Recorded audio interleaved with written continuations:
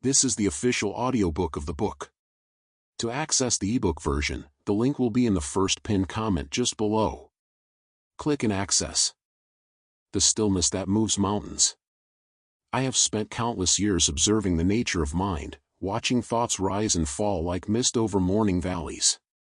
In this observation, I discovered something that may surprise you. The strongest focus emerges not from force, but from profound stillness.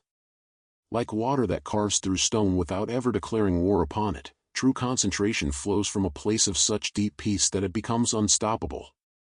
You who have picked up this book carry within you a secret longing. Perhaps you've tried countless productivity methods, downloaded apps that promise to tame your wandering mind, or pushed yourself harder only to find your attention more scattered than before. I see you there, feeling like leaves caught in an endless whirlwind of notifications, deadlines, and the constant hum of a world that never sleeps.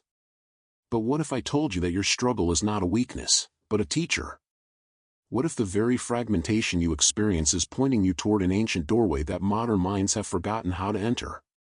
For 3 decades, I watched the great masters of my time cultivate a quality of attention so profound they could sense the subtle shift in wind direction before the leaves knew to dance. They could hear what others could not hear, see patterns that remained invisible to hurried eyes, and maintain perfect clarity even as chaos swirled around them like storm clouds. These sages never spoke of forcing their minds into submission. Instead, they learned the art of Wu Wei, the way of effortless action, where concentration becomes as natural as breathing. This is not the focus your culture has taught you to pursue. This is not about gritting your teeth and pushing through distraction like a warrior charging into battle. This is something far more elegant, far more sustainable.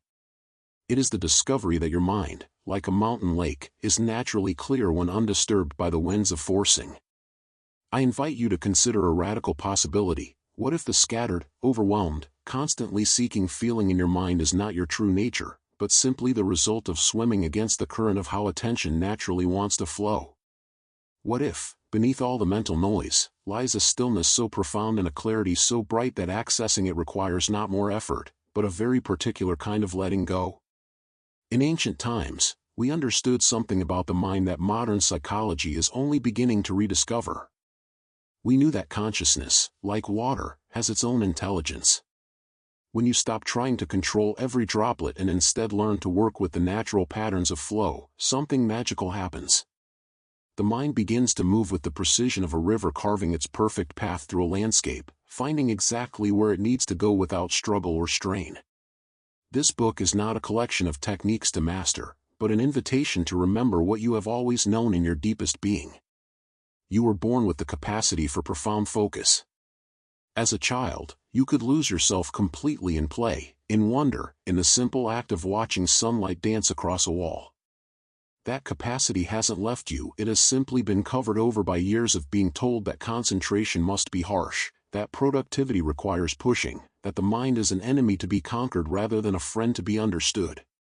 Over the coming pages, I will walk with you through a landscape of practices, insights, and ancient wisdom that has been tested not in laboratories, but in the lived experience of countless generations who discovered that the deepest focus emerges from the deepest peace.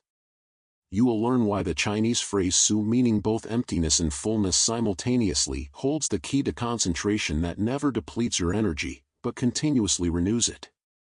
We will explore together how to develop what I call the eye of the hurricane, that place of perfect stillness that remains unshaken no matter what storms rage in your external world. You will discover how to work with your mind's natural rhythms rather than against them, creating a quality of attention that feels more like rest than effort, more like coming home than going to war. But first, let me offer you a taste of what this feels like. Close your eyes for a moment and simply notice your breathing without trying to change it. Feel the air entering and leaving your body with the same naturalness as waves meeting shore. Notice how your breath knows exactly what to do without any help from your thinking mind. Now, allow that same quality of natural knowing to extend to your awareness itself. Instead of grabbing onto thoughts or pushing them away, simply rest in the spaciousness that is always present, always watching, always at peace. This spaciousness is your true mind, not the chattering voice of internal commentary, but the vast, clear awareness in which all thoughts appear and disappear like clouds in an infinite sky. Can you feel it? That gentle, effortless quality of attention that requires no strain, no forcing, no violence toward yourself. This is your birthright. This is what we will cultivate together. Moments for reflection. Consider a time when you were completely absorbed in an activity you loved, perhaps as a child building with blocks, or as an adult lost in a sunset. What did that quality of attention feel like in your body? How is it different from the focus you try to create when forcing yourself through difficult tasks? What would change in your daily life if you could access that natural, effortless concentration whenever you needed it? Practice invitation. For the next 3 days, spend just 5 minutes each morning sitting quietly and breathing naturally. Don't try to concentrate or achieve anything. Simply rest in the natural awareness that is always present, like sky resting in itself. Notice what happens when you stop trying to create focus and instead discover the focus that is already there, waiting patiently beneath the surface noise of mental activity. The mirror of turbulent waters. As I sit here in the gentle embrace of morning mist, watching dewdrops gather on bamboo leaves, I feel the familiar pull of recognition. You have found your way to these words not by accident, but by the same invisible current that guides a river to the sea. And like that river, you carry within you both tremendous power and the memory of obstacles that have shaped your course. I see you clearly, dear friend, though we may never meet in the conventional sense. You are the modern seeker, perhaps typing these words on a glowing screen while notifications blink at the edges of your vision, perhaps listening while caught in traffic, your mind already racing toward the next meeting, the next deadline, the next urgent demand on your precious attention. You might be the executive who wakes at dawn with a mind already spinning like a prayer wheel, loaded with strategic decisions and quarterly projections. Or perhaps you're the artist, the writer, the creator whose inspiration feels fractured into 1,000 digital fragments, each brilliant idea interrupted before it can take root. Maybe you're the student, drowning in information yet starving for wisdom, cramming knowledge into a consciousness that feels increasingly like a sieve. Or you could be the parent, pulled between the sacred duty of presence with your children and the relentless demands of a world that never stops asking for more. Whoever you are, wherever this moment finds you, I recognize the particular exhaustion that lives behind your eyes, not the clean tiredness that comes from good work well done, but the scattered fatigue of a mind that has forgotten how to rest, how to gather itself like morning dew collecting drop by precious drop. Let me speak plainly about the 5 wounds I observe in nearly every soul seeking to reclaim their attention in this age of perpetual motion. These are not your failures, but symptoms of swimming upstream against the very current of our times. The first wound is the endless tomorrow of procrastination. I watch as you sit before important tasks, feeling your awareness scatter like startled birds. There's an almost physical resistance, isn't there? Your mind, like a horse that has been whipped too many times, now shies away from anything that requires sustained focus. You promise yourself you'll begin after just one more email, one more scroll, one more quick check of the news. But each postponement feeds the very anxiety it seeks to avoid, creating a cycle as persistent as water wearing away stone. I feel the second wound in the tightness of your shoulders, the shallow rhythm of your breathing, performance anxiety masquerading as conscientiousness. You have learned to equate focus with force, attention with tension. When you sit down to concentrate, your entire being contracts like a fist, gripping so tightly that you strangle the very thing you're trying to nurture.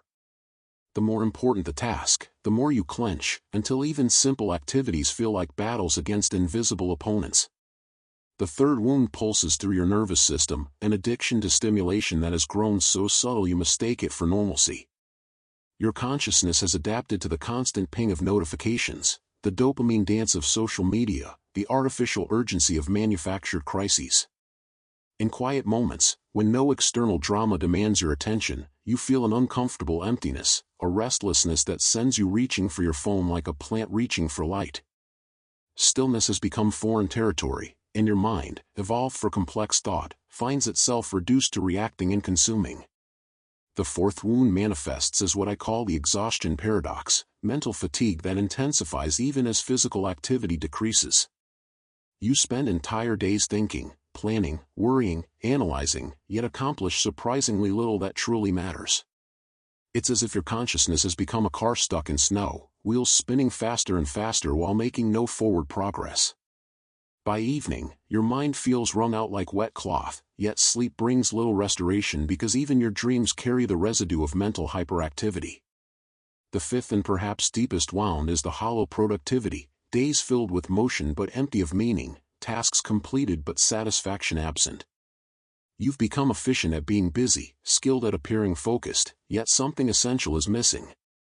The work gets done, the boxes get checked, but the deeper parts of yourself remain unfed, unengaged, waiting for the kind of attention that recognizes not just what you do, but who you are.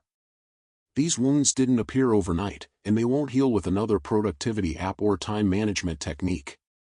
They are the natural consequence of treating attention like a resource to be optimized rather than a sacred capacity to be cultivated.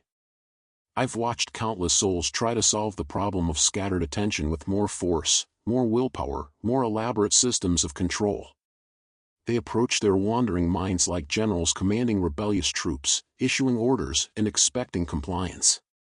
When the mind inevitably rebels against such tyranny, they conclude they are weak, lazy, or fundamentally broken. But dear friend, you are not broken. You are using a hammer to perform surgery, applying industrial solutions to what is fundamentally an organic challenge. Your attention is not a machine to be controlled but a garden to be tended, not a problem to be solved but a gift to be honored.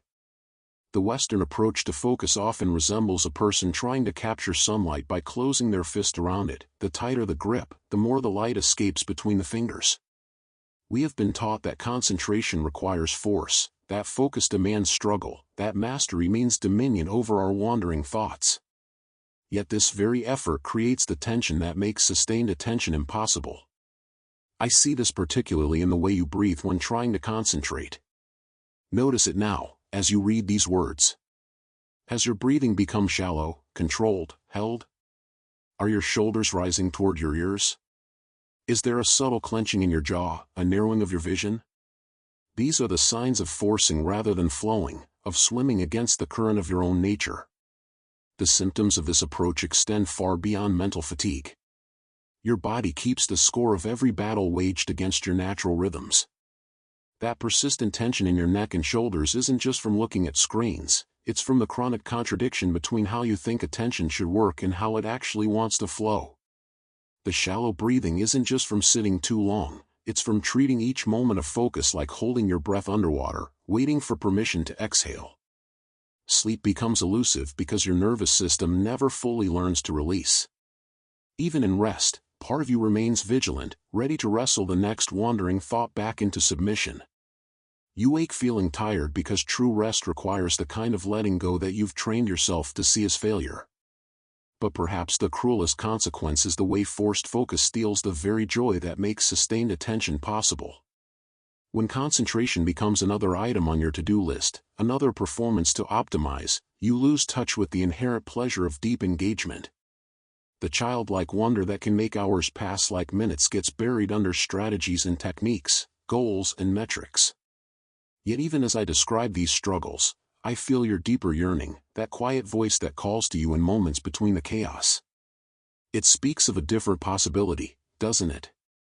A memory, perhaps, of times when you were so absorbed in something meaningful that self-consciousness dissolved entirely. Maybe it was while reading a captivating book, or working on a project that truly excited you, or having a conversation that touched something essential. In those moments, focus wasn't something you had to manufacture, it arose naturally, like morning mist forming over still water. This natural capacity for profound attention hasn't disappeared, it has simply gone underground, waiting for conditions that invite rather than demand, that nourish rather than deplete. Your deeper self remembers what it feels like to be completely present, and it knows that such presence doesn't emerge from force but from a quality of allowing that our culture has largely forgotten. The Tao offers a different way, not the elimination of distraction but the cultivation of a mind so naturally centered that distractions pass through it like wind through a valley, noticed but not disturbed by. It speaks of attention that doesn't grasp but embraces, focus that doesn't narrow but deepens, presence that doesn't strain but settles like sediment in still water, revealing the crystal clarity that was always there. As I watch the last of the morning dew evaporate in gentle sunlight, I'm reminded that even transformation follows natural rhythms. You didn't develop scattered attention overnight, and you won't heal it by tomorrow afternoon. But unlike the forceful approaches you may have tried before, the way of the Tao works with your nature rather than against it, supporting rather than demanding, flowing around obstacles rather than battering through them. Reflection questions. Which of the 5 wounds of attention resonates most deeply with your experience right now? Can you feel it in your body as well as your mind? What does forced focus feel like in your particular nervous system? Where do you sense the tension, the resistance, the chronic holding patterns that have become so familiar you barely notice them anymore? Practice for integration. For the next 3 days, I invite you to become a gentle observer of your own patterns. When you notice your attention scattered, resist the urge to immediately fix or force it back into line. Instead, take 3 conscious breaths and simply notice, what does this scattering feel like? Where do you sense it in your body? What are you reaching for in these moments of distraction? This isn't about judgment or immediate change, but about beginning to recognize your attention as something alive, responsive, worthy of curiosity rather than criticism. Like a naturalist studying a wild creature, approach your wandering mind with fascination rather than frustration, patience rather than pressure. In this gentle observation lies the first seed of transformation, not through force, but through the radical act of meeting yourself exactly where you are with complete acceptance. For it is only in this accepting awareness that the deeper currents of natural focus can begin to reveal themselves, like stars appearing in a sky that has finally grown still enough to reflect their ancient light. The deep roots of the motionless tree. I invite you to imagine, for a moment, a tree that has stood for centuries beside a flowing river. Its roots run so deep that no storm can shake it, yet its branches dance freely with every breeze. This tree doesn't fight the wind, it moves with it. It doesn't struggle against the seasons, it flows through them. And in its stillness, it contains more power than all the rushing waters at its feet. This ancient tree embodies the essence of what I wish to share with you today, the foundational principles that will transform your relationship with attention, focus, and the very nature of doing itself. Just as this tree draws its strength not from forcing its way through the earth but from yielding to the natural patterns of growth, true focus emerges not from wrestling with your mind but from understanding and harmonizing with its deepest nature. Wu Wei, the art of not doing. Let me begin with perhaps the most misunderstood yet powerful principle in the Taoist tradition, Wu Wei. In your busy world, these 2 simple characters might seem like a contradiction. How can not doing possibly lead to the extreme focus you seek? Yet within this apparent paradox lies the secret that has eluded countless productivity systems and focus techniques. When I speak of Wu Wei, I'm not suggesting passivity or laziness. Instead, imagine a master swimmer who has learned to work with the current rather than against it. She expends less energy yet moves with greater speed and grace than the frantic swimmer fighting the water. Her mastery lies not in muscular effort but in intelligent alignment with forces greater than herself. Your mind, like that river, has its own natural current. Most of the time, when you try to focus, you're swimming upstream, forcing concentration through sheer willpower, gritting your teeth as you try to corral wandering thoughts. This creates what I call white-knuckle focus, technically effective for short periods but ultimately exhausting and unsustainable. Wu Wei mental cultivation recognizes that your consciousness already possesses an innate tendency toward clarity and single-pointedness. Just as a muddy glass of water naturally settles into transparency when left undisturbed, your mind naturally gravitates toward focus when you stop agitating it with force and control. I remember sitting by a mountain stream many years ago, watching a leaf navigate the rocky course. It never fought the obstacles, it simply found the path of least resistance, flowing around each stone with effortless precision. Sometimes it moved swiftly through narrow channels, other times it rested in calm eddies. Yet it always progressed downstream, carried by a power infinitely greater than its own small substance. This is how true focus works. Instead of muscling your attention into submission, you learn to recognize the natural channels through which your awareness wants to flow. You begin to sense when your mind is ready for deep concentration and when it needs to rest in receptive awareness. You discover that the most penetrating focus often emerges from the deepest relaxation. Reflection. Think of a time when you accomplished something important without struggle, when you were in the zone or in flow. Notice how that felt different from times when you forced yourself to concentrate. What conditions supported that natural focus? Reflection. Consider your current approach to concentration. How much effort and tension do you typically employ? What might it feel like to approach focus more like that leaf navigating the stream? Practice. For the next 5 minutes, sit quietly and simply observe your breath without trying to control it. When your mind wanders, don't force it back, gently invite it to return, like calling a beloved pet. Notice the difference between forcing attention and allowing it to settle naturally. Yin and yang of attention. Just as day must yield to night and inhalation must give way to exhalation, sustainable focus requires understanding the complementary dance between two essential qualities, the focused penetration of yang attention and the receptive awareness of yin consciousness. Most Western approaches to concentration emphasize only the yang aspect, the laser-like, penetrating, analytical focus that cuts through distractions and drives towards specific outcomes. This yang attention is indeed precious and necessary. It's the quality that allows a surgeon to perform delicate operations, a writer to craft precise sentences, or a student to master complex concepts. But yang without yin becomes brittle, like a sword that's too hard and eventually shatters under pressure.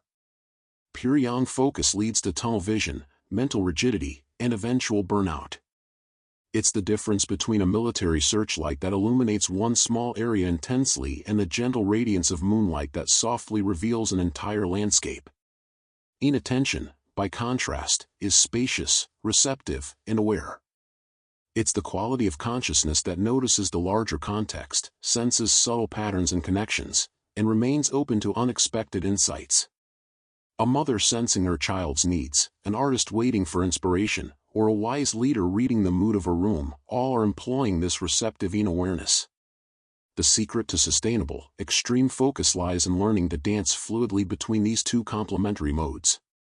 Like breathing, this becomes a natural rhythm, periods of concentrated yang penetration alternating with moments of open yin receptivity.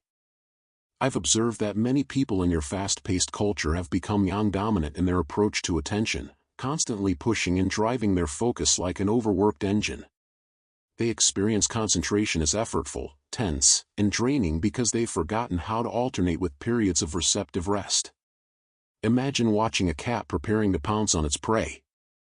First comes the yin phase, relaxed alertness, soft eyes taking in the entire scene, body loose and ready.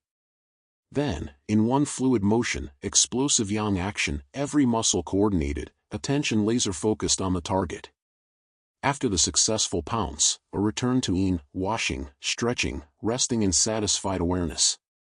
This is the natural rhythm of optimal focus, gathering awareness and receptive openness, then channeling it into penetrating concentration, then releasing back into spacious rest. This cycle can happen over the course of a day, an hour, or even a few breaths. Reflection. Notice your current patterns of attention.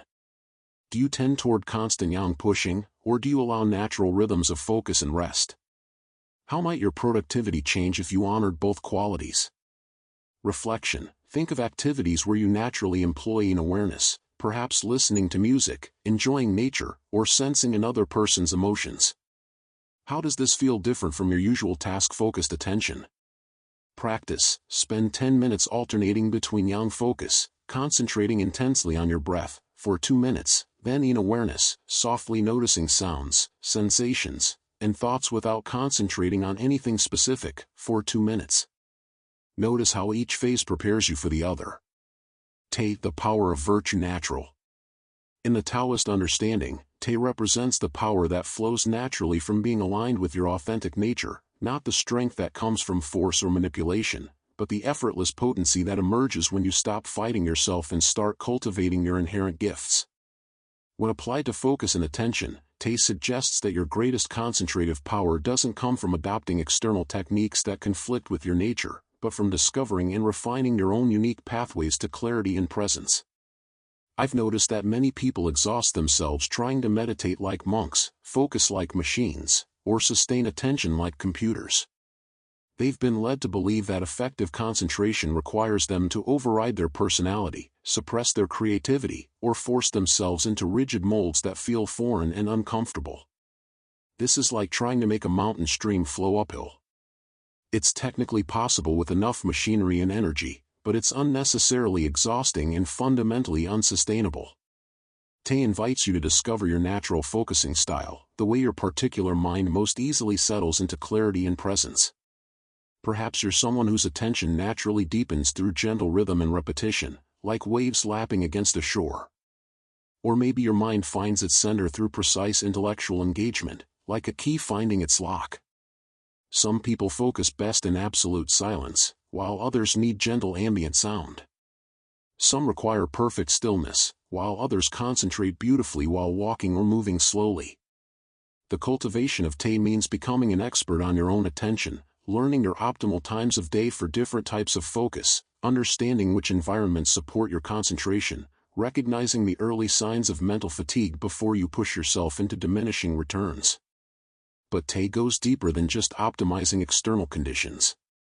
It involves recognizing that your capacity for focus is not separate from your character, your values, and your deepest aspirations. When your concentration is aligned with what genuinely matters to you, it becomes effortless because you're no longer fighting internal resistance. I think of a gardener who has spent years learning the unique needs of each plant in their garden. They know which flowers thrive in morning sun and which prefer afternoon shade, which require frequent watering and which flourish with benign neglect. Their power comes not from forcing all plants to grow the same way, but from understanding and supporting each one's natural tendencies. Similarly, the power of Tay in focus development means becoming intimately familiar with your mind's seasons and rhythms. You learn when to push gently forward and when to rest in receptive awareness. You discover which thoughts deserve attention and which can be allowed to pass like clouds across an open sky. This natural power also means aligning your practice with your deepest intentions. When you're trying to develop focus merely to be more productive or to impress others, you're swimming against the current of your authentic motivation.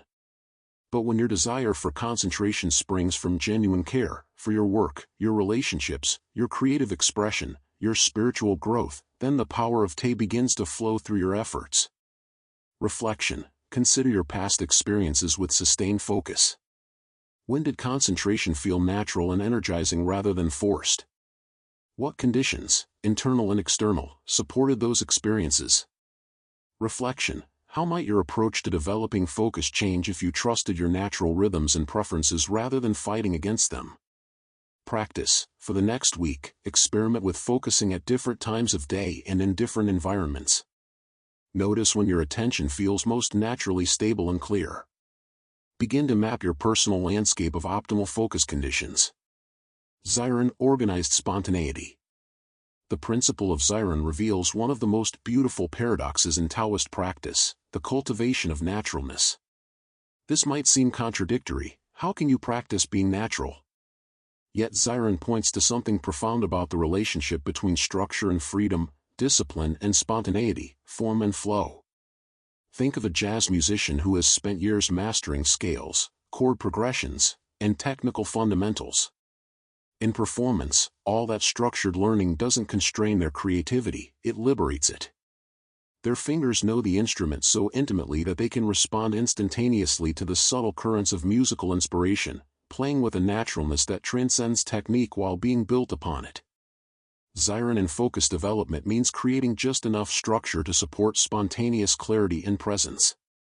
It's learning to build reliable containers, routines, practices, environmental supports that allow your natural attention to flourish without forcing it into rigid patterns.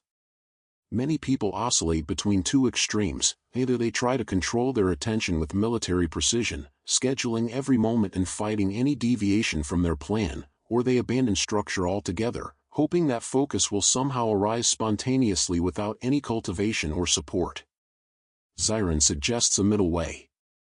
Like a riverbank that guides water without constraining its essential fluidity, skillful structure supports natural attention without suffocating it. You might establish a regular time for practice, but remain flexible about the specific form that practice takes. You might create a dedicated space for focused work, but stay responsive to your mind's actual readiness for different types of concentration. I'm reminded of watching bamboo in a windstorm, rooted enough to remain upright, flexible enough to bend without breaking. This is the quality of Ziran in attention training. You develop core stability, regular practice, basic techniques, supportive habits, while maintaining the ability to adapt moment by moment to changing conditions, energy levels, and circumstances. This principle also applies to how you work with distractions and mental wandering. Instead of rigidly fighting every wayward thought, Ziran teaches you to distinguish between helpful and unhelpful mental movements. Sometimes what appears to be distraction is actually your wisdom mind making important connections. Sometimes apparent focus is merely mental spinning without real depth or insight. Organized spontaneity means developing enough familiarity with the territory of your own mind that you can navigate skillfully in real time. You learn to sense when to gently redirect wandering attention and when to follow it briefly to see what it's trying to show you. You discover how to maintain overall direction while allowing for creative detours and unexpected discoveries. The cultivation of Ziran also involves learning to work with resistance rather than against it. When your mind feels scattered or rebellious, instead of forcing concentration, you might explore what's underneath that resistance. Perhaps you need physical movement, emotional expression, or simply a few moments of kind acknowledgement before settling into focus. This is like learning to dance with a spirited horse rather than breaking its will. The goal isn't to eliminate the horse's natural energy and intelligence, but to develop a partnership where both horse and rider move together toward their destination with grace, power, and mutual respect. Reflection. Consider areas of your life where you've found the sweet spot between structure and spontaneity. What allowed both discipline and naturalness to coexist in those situations?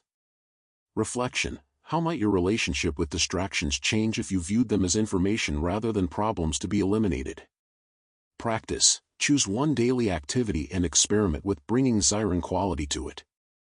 Create a basic structure or routine, but within that container, practice responding spontaneously to what each moment calls for.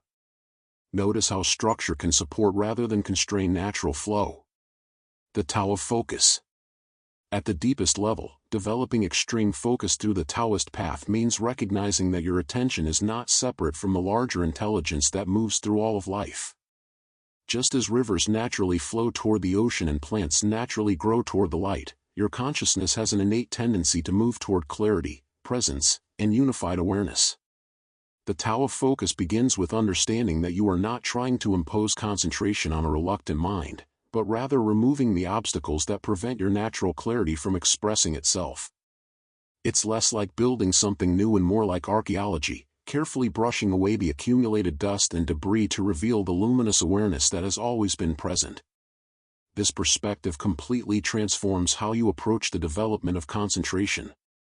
Instead of seeing your mind as a wild animal that needs to be tamed, you begin to recognize it as a natural phenomenon that functions according to discoverable principles and patterns. Just as a farmer works with soil conditions, weather patterns, and seasonal cycles rather than fighting against them, you learn to work with the inherent wisdom of your own consciousness. The river metaphor becomes particularly illuminating here. A river needs banks to maintain its direction and power. Without them, it becomes a scattered swamp. But within those banks, the water flows freely, finding the most efficient path, naturally cleaning itself as it moves, and supporting abundant life along its course. Your attention functions similarly. It needs gentle guidance and supportive structure, the banks, but within that framework, it can flow with remarkable intelligence and efficiency. When you try to micromanage every moment of concentration, you're like someone trying to control each individual water molecule in a river. When you provide no guidance at all, your attention scatters without direction or power. The art lies in learning to create appropriate containers for your awareness while trusting its natural wisdom to fill those containers in the most effective way. This might mean establishing regular times for focused work while remaining flexible about exactly what form that work takes. It might mean creating environmental supports for concentration while staying responsive to your mind's actual needs in each moment. The Tao of Focus also recognizes that attention, like water, naturally seeks its proper level. Sometimes your mind is ready for deep, sustained concentration. Other times, it needs to flow in a more diffuse, receptive mode. Learning to read these natural rhythms and work with them, rather than against them, is a crucial aspect of developing sustainable, extreme focus.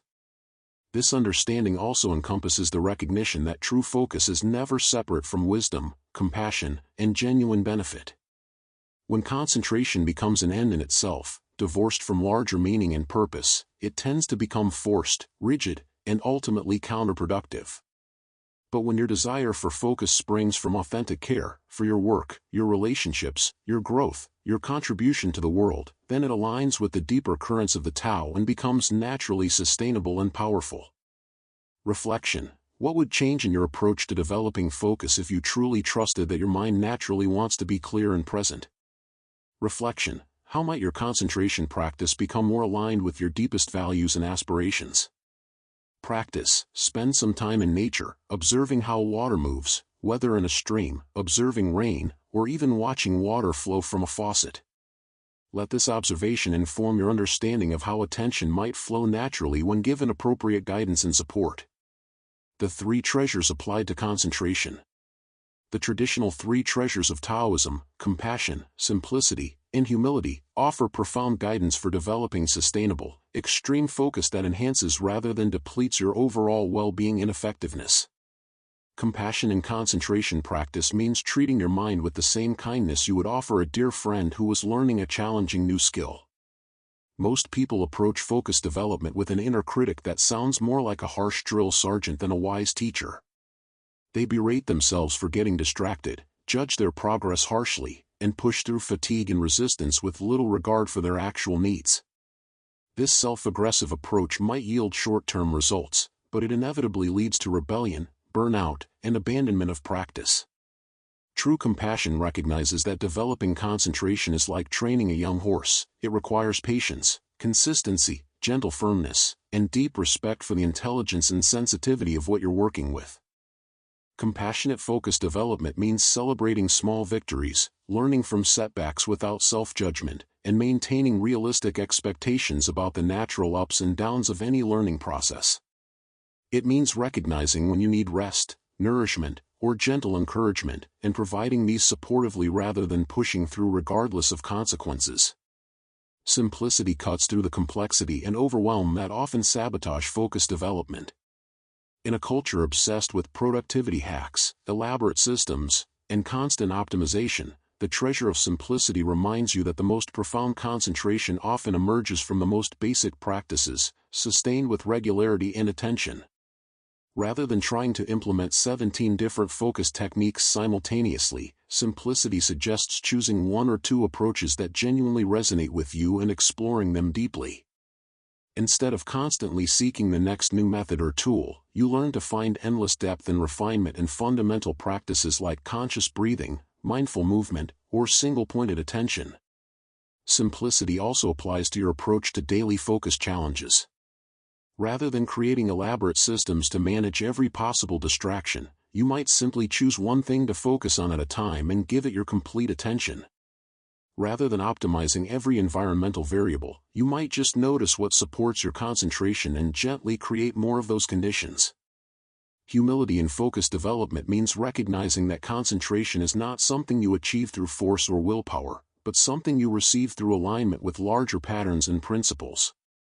It's acknowledging that your individual efforts, while necessary, are always part of a much greater intelligence that you can collaborate with but never fully control. Humble practice means remaining open to learning from every experience, whether you label it success or failure. It means recognizing that your mind has its own wisdom and rhythms that deserve respect and attention. It means accepting that some days your concentration will be crystalline and others it will feel scattered, and that both experiences have something valuable to offer. Humility also recognizes that the deepest purposes of concentration extend far beyond personal productivity or achievement. When your focus development is held within a context of service, to your family, your work, your community, your own growth and awakening, it becomes supported by forces much greater than your individual will. Together, these three treasures create an approach to focus development that is sustainable, enjoyable, and deeply nourishing. You treat yourself with compassion, keep your methods simple and fundamental, and remain humble about both your efforts and your achievements. This creates the optimal conditions for the natural intelligence of your mind to express itself through ever-deepening clarity and presence. Reflection: how might your focus practice change if you approached it with the same compassion you would offer a beloved friend who was struggling with concentration? Reflection: what would simplicity look like in your current approach to developing focus? What might you eliminate or streamline? Reflection: how could humility transform your relationship with both successful and challenging experiences in concentration practice? Practice: for the next week, experiment with bringing one of the three treasures into conscious focus each time you sit down to concentrate. Notice how compassion, simplicity, or humility might change the quality of your attention and the sustainability of your practice. As we complete this exploration of foundations, I want to remind you that these principles are not merely intellectual concepts to be understood, but living qualities to be embodied and expressed through your daily engagement with attention and awareness. Like the ancient tree beside the river, your practice will grow strong not through force, but through patient cultivation of these deep roots. The path ahead will show you how to translate these foundational understandings into practical applications for your daily life, but everything that follows grows from the fertile soil we have explored together here. Trust in the natural intelligence of your own awareness, be patient with the process of growth, and remember that the greatest focus emerges not from fighting with your mind, but from learning to dance gracefully with its essential nature.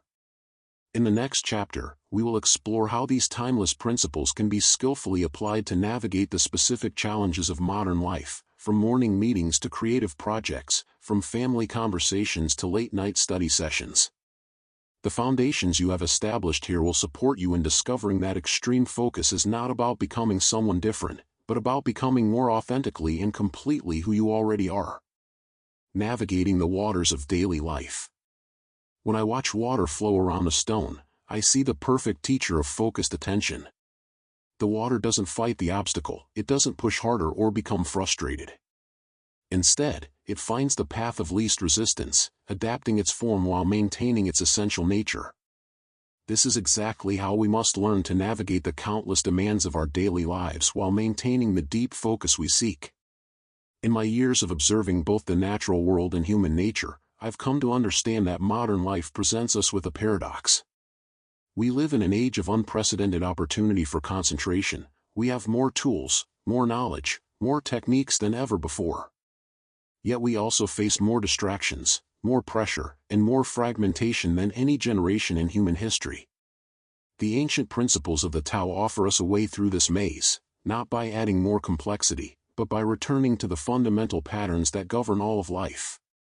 Let me share with you what I call the 6 principles, timeless patterns that, when understood and applied, transform our relationship with attention from one of struggle to one of graceful flow. These are not rules to be followed rigidly, but living principles to be embodied with the flexibility of bamboo in the wind. The principle of water, adaptive focus. Water is perhaps the most powerful force on earth, yet it appears completely soft and yielding. It can carve through mountains, but it does so without aggression, simply by persisting in its natural way. When we apply the principle of water to our attention, we learn to adapt our focus to match the true nature of whatever task lies before us. I remember watching a master calligrapher at work many years ago. When he painted bold strokes, his attention was like a waterfall, powerful, direct, and flowing with tremendous force. But when he worked on delicate details, that same attention became like morning dew, gentle, precise, and almost weightless. He never forced his mind to be different than what the moment required. This is the essence of water-like focus. In your daily work, notice how different activities call for different qualities of attention. When you're analyzing data or solving complex problems, allow your focus to become penetrating and intense, like water finding its way through the smallest crack in a rock. Don't hold back or try to be gentle when the task requires precision and power. Let your attention gather itself naturally, the way water collects before rushing through a narrow passage. But when you're engaged in creative work, writing, designing, brainstorming, let your focus become more expansive and fluid. Creative attention is like water in a vast lake, touching everything lightly, reflecting the sky while remaining deep and still beneath the surface. Don't try to force insights or grip too tightly to ideas. Instead, maintain a state of alert receptivity, ready to receive whatever wants to emerge. I've seen too many people exhaust themselves by bringing the wrong quality of attention to their tasks. They approach creative work with the intense, narrow focus meant for analytical thinking, and then wonder why their imagination feels blocked. Or they try to analyze complex problems with a dreamy, unfocused attention and become frustrated by their lack of progress. The secret lies in learning to sense what each moment requires, then allowing your attention to naturally assume that quality. This sensing ability develops through practice, but it begins with simply asking yourself, what kind of attention does this task truly need? Then listen with your whole being, and trust what you feel. When you find yourself struggling with a task, often the solution isn't to try harder, but to ask whether you're bringing the right quality of attention to the situation. Like water, sometimes we need to approach from a different angle, or with a different quality of flow. Reflection points. Notice throughout your day which tasks feel effortless and which feel like pushing against the current. What quality of attention are you bringing to each? Consider a challenging project you're working on. If you approached it like water approaching a stone, what would change about your method? Think of someone you admire for their focused work. What quality of attention do they seem to embody? Practice the water meditation. Sit quietly for a moment and imagine a mountain stream flowing over and around rocks. Feel how the water never struggles, never gets angry at the obstacles, never tries to be different than it is. Now bring this quality of fluid adaptability to whatever task awaits you next. Before you begin, take 3 breaths and ask, how does this task want me to attend to it? Trust the first intuitive response you feel. The principle of the mountain, unshakable presence. While water teaches us adaptability, the mountain teaches us stability. A mountain doesn't sway with every wind that blows across its peaks. It doesn't become anxious about the storms that rage around it, nor does it try to change its fundamental nature to accommodate every weather pattern. Yet it's not rigid. Mountains are alive, breathing with the seasons, hosting countless forms of life, changing slowly with the passage of time. In our hyper-connected world, developing mountain-like presence may be our most crucial skill. Every day, we face what I call the storms of the surface: urgent emails, unexpected calls, breaking news, social media notifications, the constant ping and buzz of a world that has forgotten the value of deep stillness. Without mountain-like presence, we become like leaves scattered by every wind, never able to settle long enough to accomplish anything meaningful.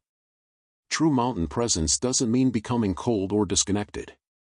It means developing an inner stability that remains unshaken by external turbulence while remaining fully engaged with life. When someone interrupts you with an urgent request, mountain presence allows you to respond thoughtfully rather than react impulsively. When you receive difficult news, it gives you the inner space to process the information without being immediately swept away by emotion.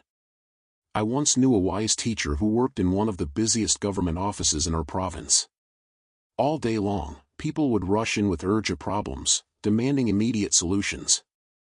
Crisis seemed to be the normal state of affairs. Yet this teacher moved through her days with a quality of presence that was like sitting beside a calm lake on a windless day. She was never hurried, never flustered, never reactive. She listened completely to each person who came to her, responded with wisdom and kindness, and somehow managed to address every genuine urgency without losing her center. One day I asked her how she maintained such equanimity in the midst of constant chaos. She smiled and said, "I learned to distinguish between what is truly urgent and what only appears urgent because someone else is anxious. Most of what people call urgent is simply anxiety dressed up as importance. But real emergencies have a different quality. They call for immediate action without creating internal turbulence. When you can tell the difference, you can respond to everything appropriately without losing your peace. This is the wisdom of mountain presence. It doesn't ignore the world's needs, but it responds from a place of inner stability rather than reacting from surface agitation. When you cultivate this quality of attention, you become incredibly valuable to others because you can remain calm and thoughtful precisely when everyone else is losing their center. Developing mountain presence begins with recognizing that most interruptions are not true emergencies. They may feel urgent to the person bringing them to you, but they don't require you to abandon your inner stability. You can acknowledge the interruption, assess its true priority, and respond appropriately, all while maintaining your fundamental groundedness. Reflection points. Think about the last time you felt completely unshakable in the face of external pressure. What internal qualities were you embodying? Consider your typical response to interruptions. Do you react immediately, or do you have a moment of centered assessment first? What would change in your work and relationships if you could maintain mountain-like stability while remaining completely responsive to genuine needs? Practice the mountain stance several times today. When you feel external pressures trying to pull you off center, take a moment to imagine yourself as a mountain. Feel your feet rooted deep into the earth, your presence solid and stable. Breathe slowly and deeply, allowing the urgency of others to flow around you like wind around a peak. From this grounded place, assess what truly needs your immediate attention and what can wait. Respond, don't react. The principle of wind, natural rhythms. Wind teaches us about the natural rhythms of attention, when to blow strong and when to rest in stillness. Wind is not constant, it has its seasons of activity and its seasons of calm. It can be powerfully focused, like the wind that shapes sand dunes, or widely dispersed, like the gentle breeze that touches everything without grasping anything. One of the greatest mistakes we make in our approach to focus is trying to maintain constant intensity. This is like expecting the wind to blow at hurricane force all day, every day. It's not natural, it's not sustainable, and it ultimately leads to burnout and exhaustion. The wisdom of wind teaches us that sustainable focus comes from honoring natural cycles of expansion and contraction, effort and rest, concentration and receptivity. I observe this rhythm everywhere in nature. Trees don't grow at the same rate every moment, they have periods of rapid growth and periods of consolidation. Rivers don't flow at constant speed, they have stretches of rushing rapids and stretches of slow, deep pools. Even the sun has its cycles, blazing at noon and setting into darkness each evening. Your attention, too, has natural rhythms. There are times when your mind is naturally sharp and ready for intense focus, these are your wind-strong periods. And there are times when your mental energy is naturally lower and better suited for rest or gentle, receptive activities, these are your wind-still periods. Learning to recognize and honor these rhythms, rather than fighting against them, is one of the keys to sustainable high performance. I've noticed that most people have certain times of day when their attention is naturally powerful and other times when it's naturally more diffuse. Some people are sharpest in the early morning hours, while others find their peak focus in the late evening. Some have energy that peaks and valleys throughout the day, while others maintain steadier but gentler attention for longer periods. The principle of wind asks you to become a student of your own natural rhythms. Instead of forcing yourself to do intense analytical work when your energy is low, use those times for activities that require less concentrated effort, responding to routine emails, organizing your workspace, or engaging in gentle reflection. Save your wind-strong periods for the work that requires your best, most focused attention. This principle also applies to the microrhythms within longer work sessions. Even during focused work, your attention naturally has moments of greater intensity and moments of slight relaxation. Instead of fighting these natural fluctuations, learn to work with them. When you notice your attention beginning to scatter, don't immediately force it back into place. Sometimes a brief moment of relaxed awareness, letting your gaze soften, taking a deeper breath, or simply noticing the space around you, actually refreshes your focus more effectively than pushing harder. Reflection points.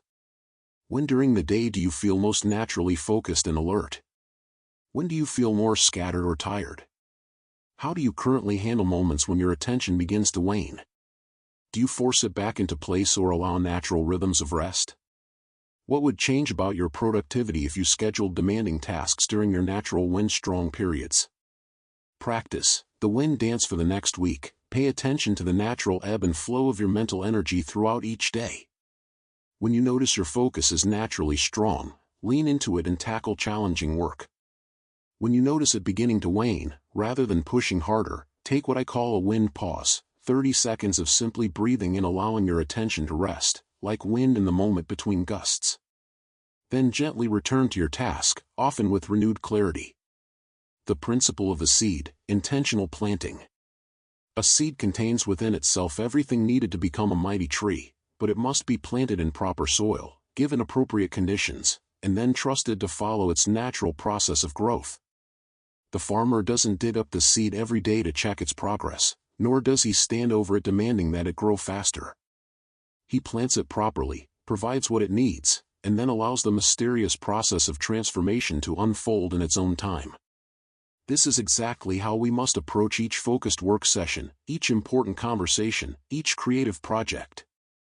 We begin by planting a clear intention, like placing a seed in fertile soil, and then we trust the natural process of attention to do its work without micromanaging every moment. I watch people exhaust themselves by trying to control every aspect of their mental process. They start a task, then constantly monitor whether they're focused enough, whether they're making sufficient progress, whether they're thinking the right thoughts. This is like a farmer who plants a seed, then digs it up every hour to see if it's growing properly. The constant interference actually prevents the natural process from unfolding. The principle of the seed teaches us a different way. Before beginning any important activity, we take a moment to plant a clear intention. Not a rigid goal that we must achieve in exactly a certain way, but a living intention that provides direction while allowing for natural development. This intention becomes like a seed that quietly guides our attention without us having to constantly think about it.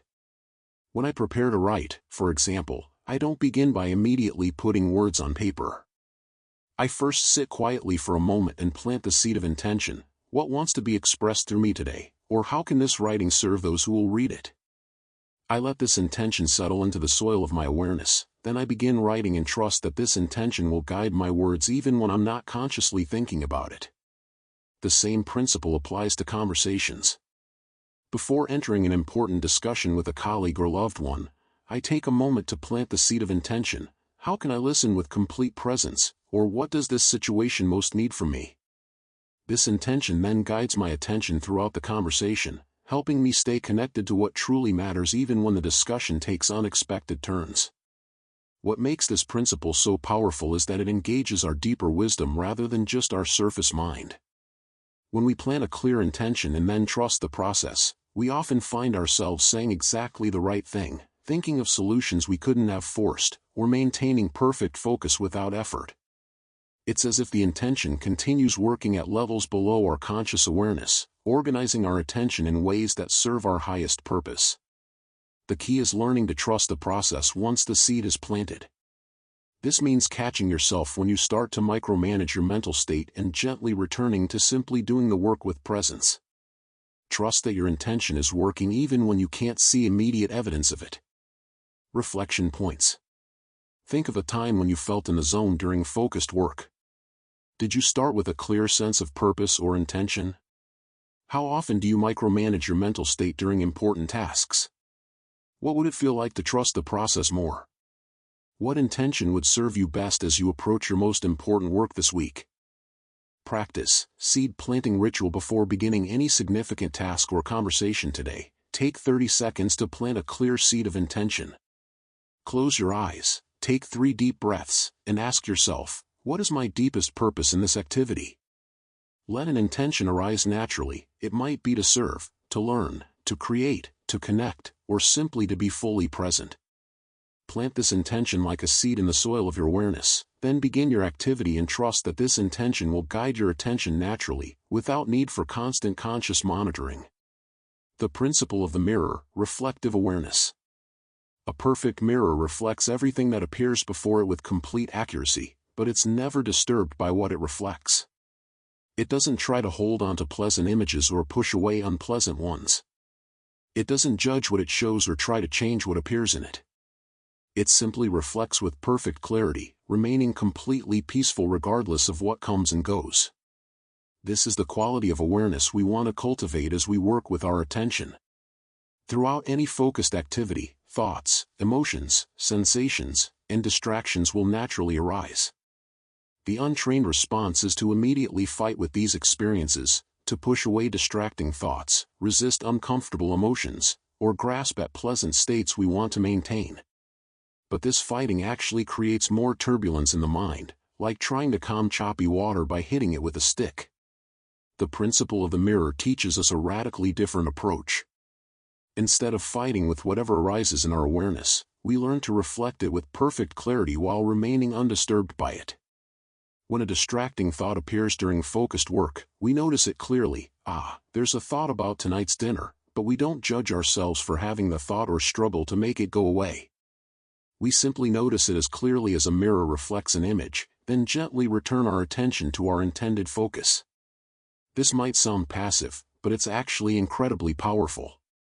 When we stop fighting with distractions and instead reflect them with clear awareness, they naturally settle and dissolve on their own. It's like the difference between trying to stop waves on a lake by pushing them down versus simply waiting for the water to naturally return to stillness. I learned this principle from watching master artisans at work. Whether they were painting, woodworking, or practicing calligraphy, they had a quality of attention that was completely present with their task while remaining undisturbed by anything that arose in their awareness. If someone made a loud noise nearby, they would notice it but not be pulled off course by it. If a doubt or fear arose in their mind, they would be aware of it without becoming lost in it. They had developed mirror-like awareness, perfectly clear, perfectly undisturbed. This quality of awareness is especially valuable during challenging or frustrating work. When we encounter problems we can't immediately solve, when we make mistakes, or when progress feels slow, our usual response is to become agitated or self-critical. But mirror-like awareness allows us to see these experiences clearly without being swept away by them.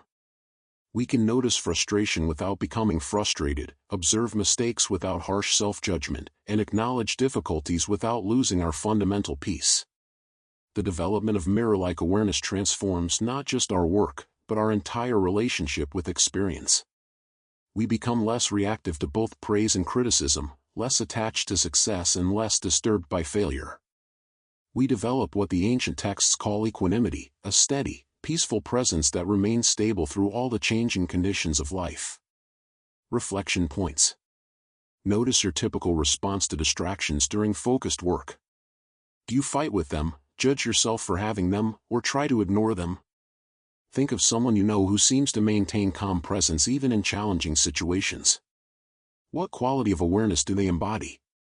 How would your work and relationships change if you could maintain mirror-like awareness throughout your daily activities?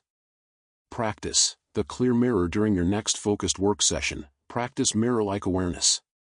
When any distraction arises, whether it's a thought, an emotion, a physical sensation, or an external sound, instead of immediately fighting with it or judging yourself, simply notice it with the same clear, undisturbed awareness that a mirror has when reflecting an image.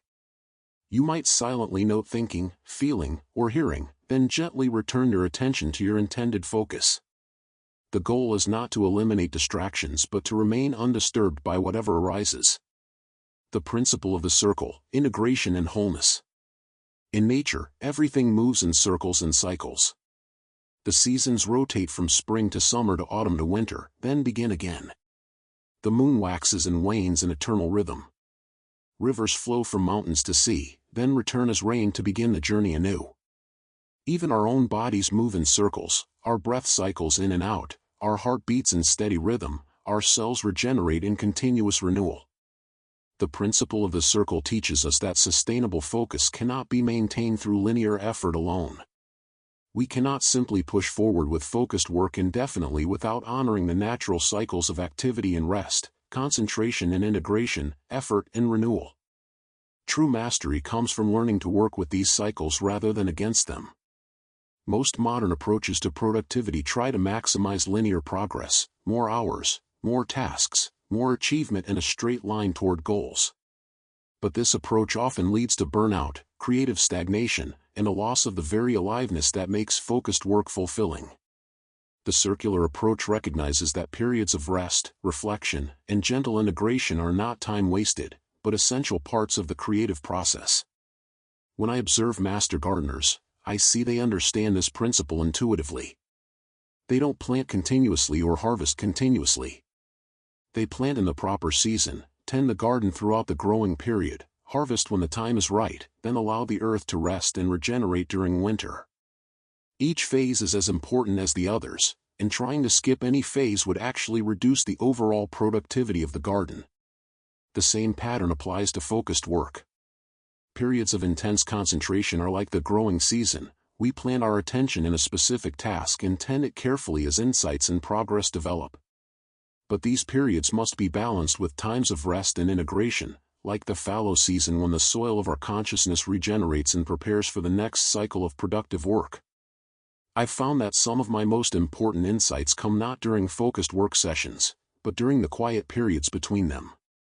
While taking a walk, having a meal in contemplative silence, or simply sitting peacefully, solutions to problems I was working on earlier will suddenly appear with perfect clarity. This isn't wasted time, it's an essential part of the creative process. The circular principle also applies to how we structure individual work sessions. Rather than diving immediately into intense focus and then abruptly stopping when we're finished, we benefit from creating gentle transitions that honor the natural rhythm of attention. We begin with a few moments of settling and centering, gradually deepen into concentrated focus, maintain that focus for an appropriate duration, then slowly transition back to a more relaxed state before moving on to other activities. This creates what I call sacred circles of attention, complete cycles that have a natural beginning, middle, and end, like a perfect piece of music that builds to a crescendo and then resolves in harmony. Work structured this way feels nourishing rather than depleting, and often accomplishes more than frantic, linear effort. Reflection points.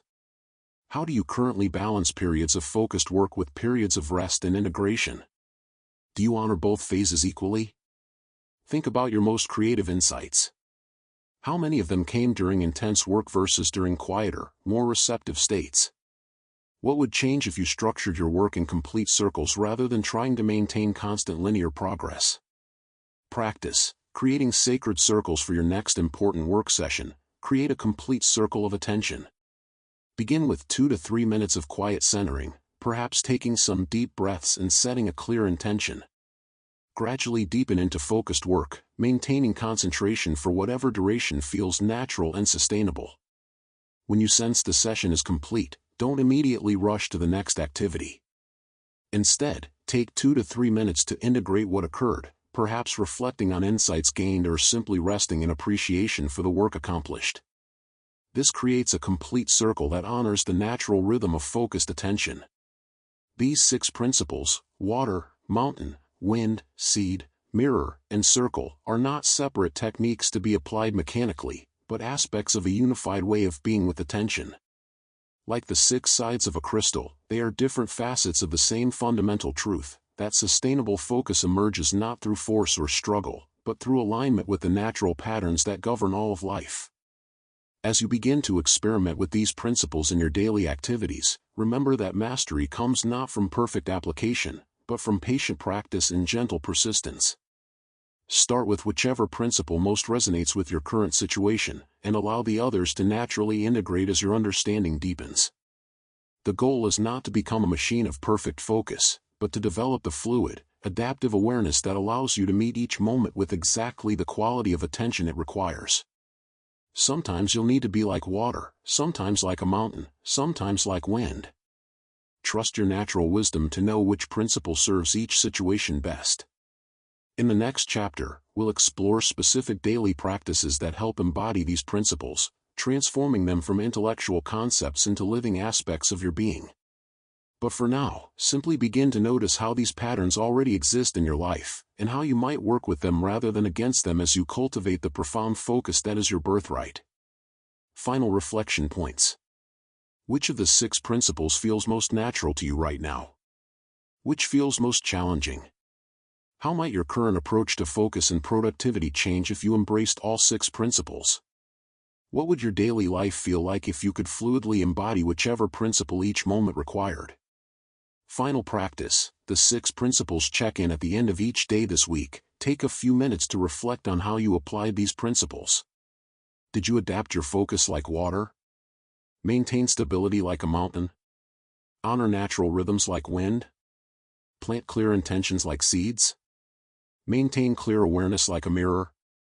Create complete cycles like circles? Don't judge your performance, simply notice with curiosity and appreciation for your growing awareness. Daily practices. The secret garden of attention. I invite you to imagine with me for a moment that within your consciousness lies a secret garden, a place where attention grows naturally, like wildflowers in mountain meadows, requiring not force but gentle cultivation. Over my many centuries of observing the human condition, I have watched countless souls struggle to build concentration through willpower alone, like trying to grow orchids in desert sand through sheer determination. The practices I share with you now are not exercises to master, but invitations to remember what you already know. They are the soft morning light that awakens seeds already planted within your being. Each technique is a pathway back to your natural state of effortless presence, the way streams naturally find their course toward the ocean. As we enter this garden together, feel how different this approach is from the harsh discipline you may have tried before. These are not military drills for the mind, but gentle rituals that honor the rhythms of your inner nature. They work with your energy rather than against it, like a skilled gardener who plants according to the seasons rather than fighting the natural order. The Dragon's Breath Meditation, Awakening the Ancient Fire. In the early morning hours, when the world still holds the silence of night like cupped water in gentle hands, I often watch the mist rise from valleys below. This vapor teaches us something profound about the nature of life force, how invisible energy becomes visible through the right conditions, how breath carries more than oxygen, how attention itself can be cultivated like morning dew gathering on lotus petals. The Dragon's Breath practice draws from this ancient wisdom. When you sit in stillness, whether on a cushion, chair, or even standing, imagine that within your body flows a magnificent dragon, ancient and wise, carrying the life force through invisible pathways. This is not fantasy but recognition of what Chinese medicine has known for millennia, that breath and consciousness are intimately woven together like silk threads in a tapestry. Begin by placing one hand on your chest, another on your belly, feeling the natural rhythm that has sustained you since your first moment of life. Notice how breath happens without your management. This is Wu Wei in its most fundamental form. The dragon knows its path without your directions, yet benefits greatly from your gentle awareness. As you inhale, imagine the dragon rising slowly from the base of your spine, carrying golden light up through your torso, warming your heart space, illuminating your mind. This ascending breath should be slow, deep, and completely natural, never forced. If you find yourself straining, simply return to watching the dragon's natural pace, like observing clouds drift across an autumn sky. On the exhale, the dragon descends gently, carrying away any tension, worry, or mental fog you may have accumulated. This descending breath releases not through force but through letting go, the way trees release their leaves when the season is right. The dragon completes its circle, connecting heaven and earth within your being.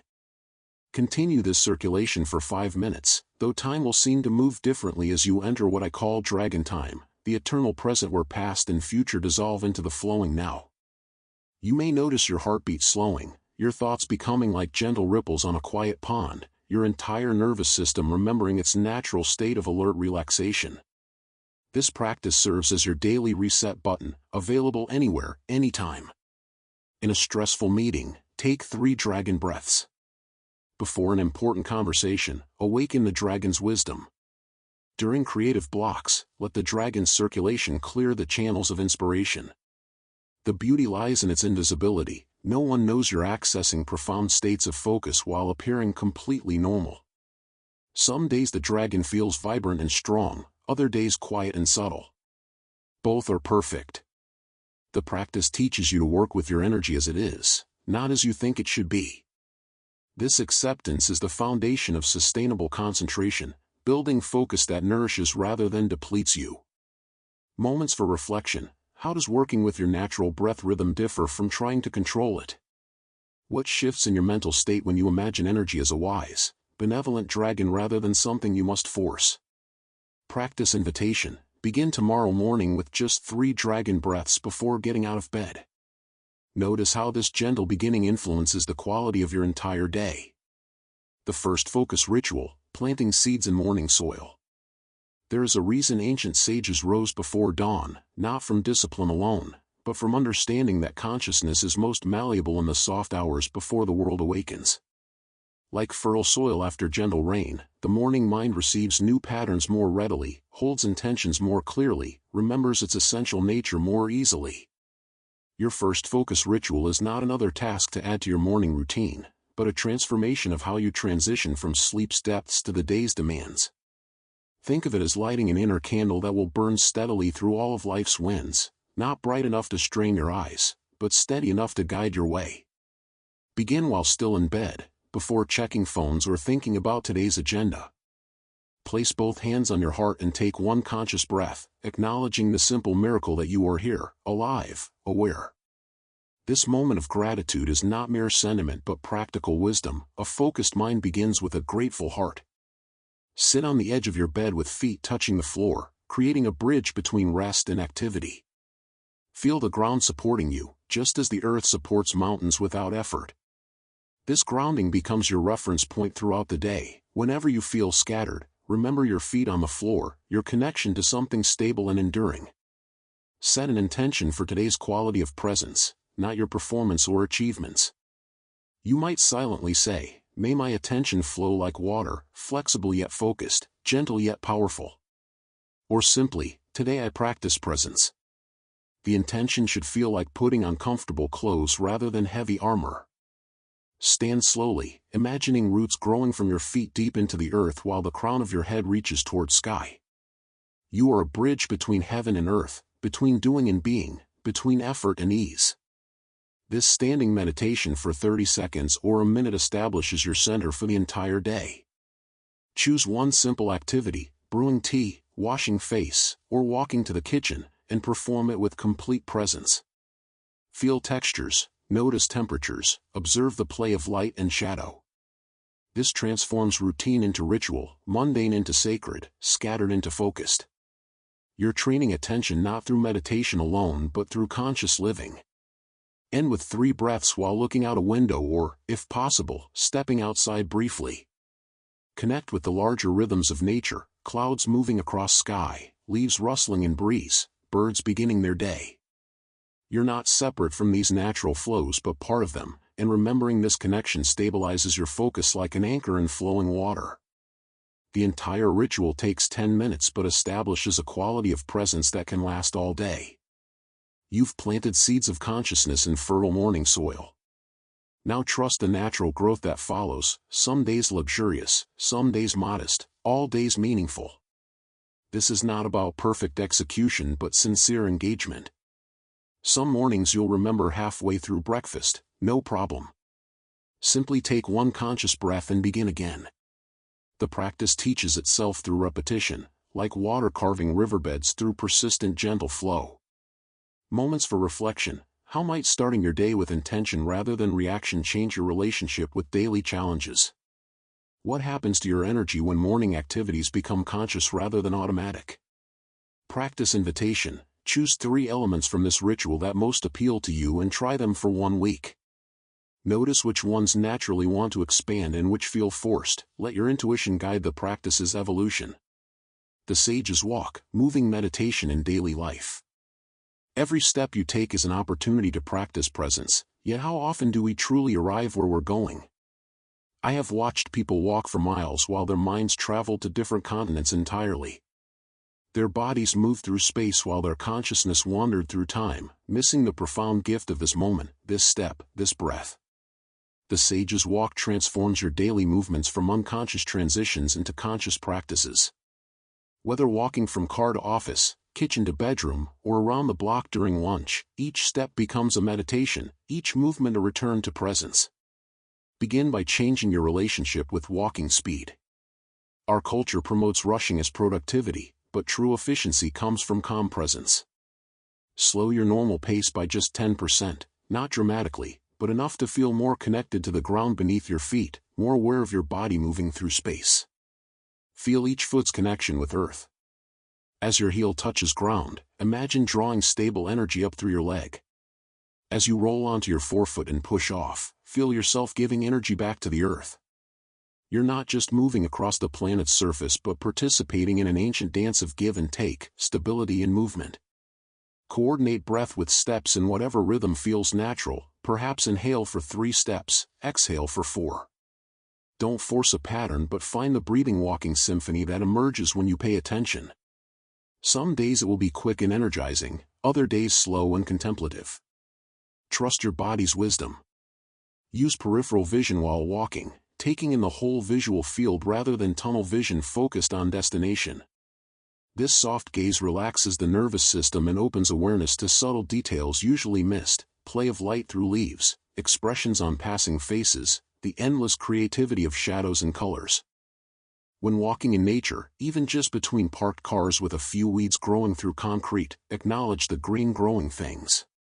They are practicing perfect presence, rooted in now, reaching toward light, responding to immediate conditions without worry about past or future. They are your teachers in the art of being fully here. In crowded spaces, maintain inner stillness like carrying a bowl of water without spilling a drop. External chaos doesn't require internal chaos.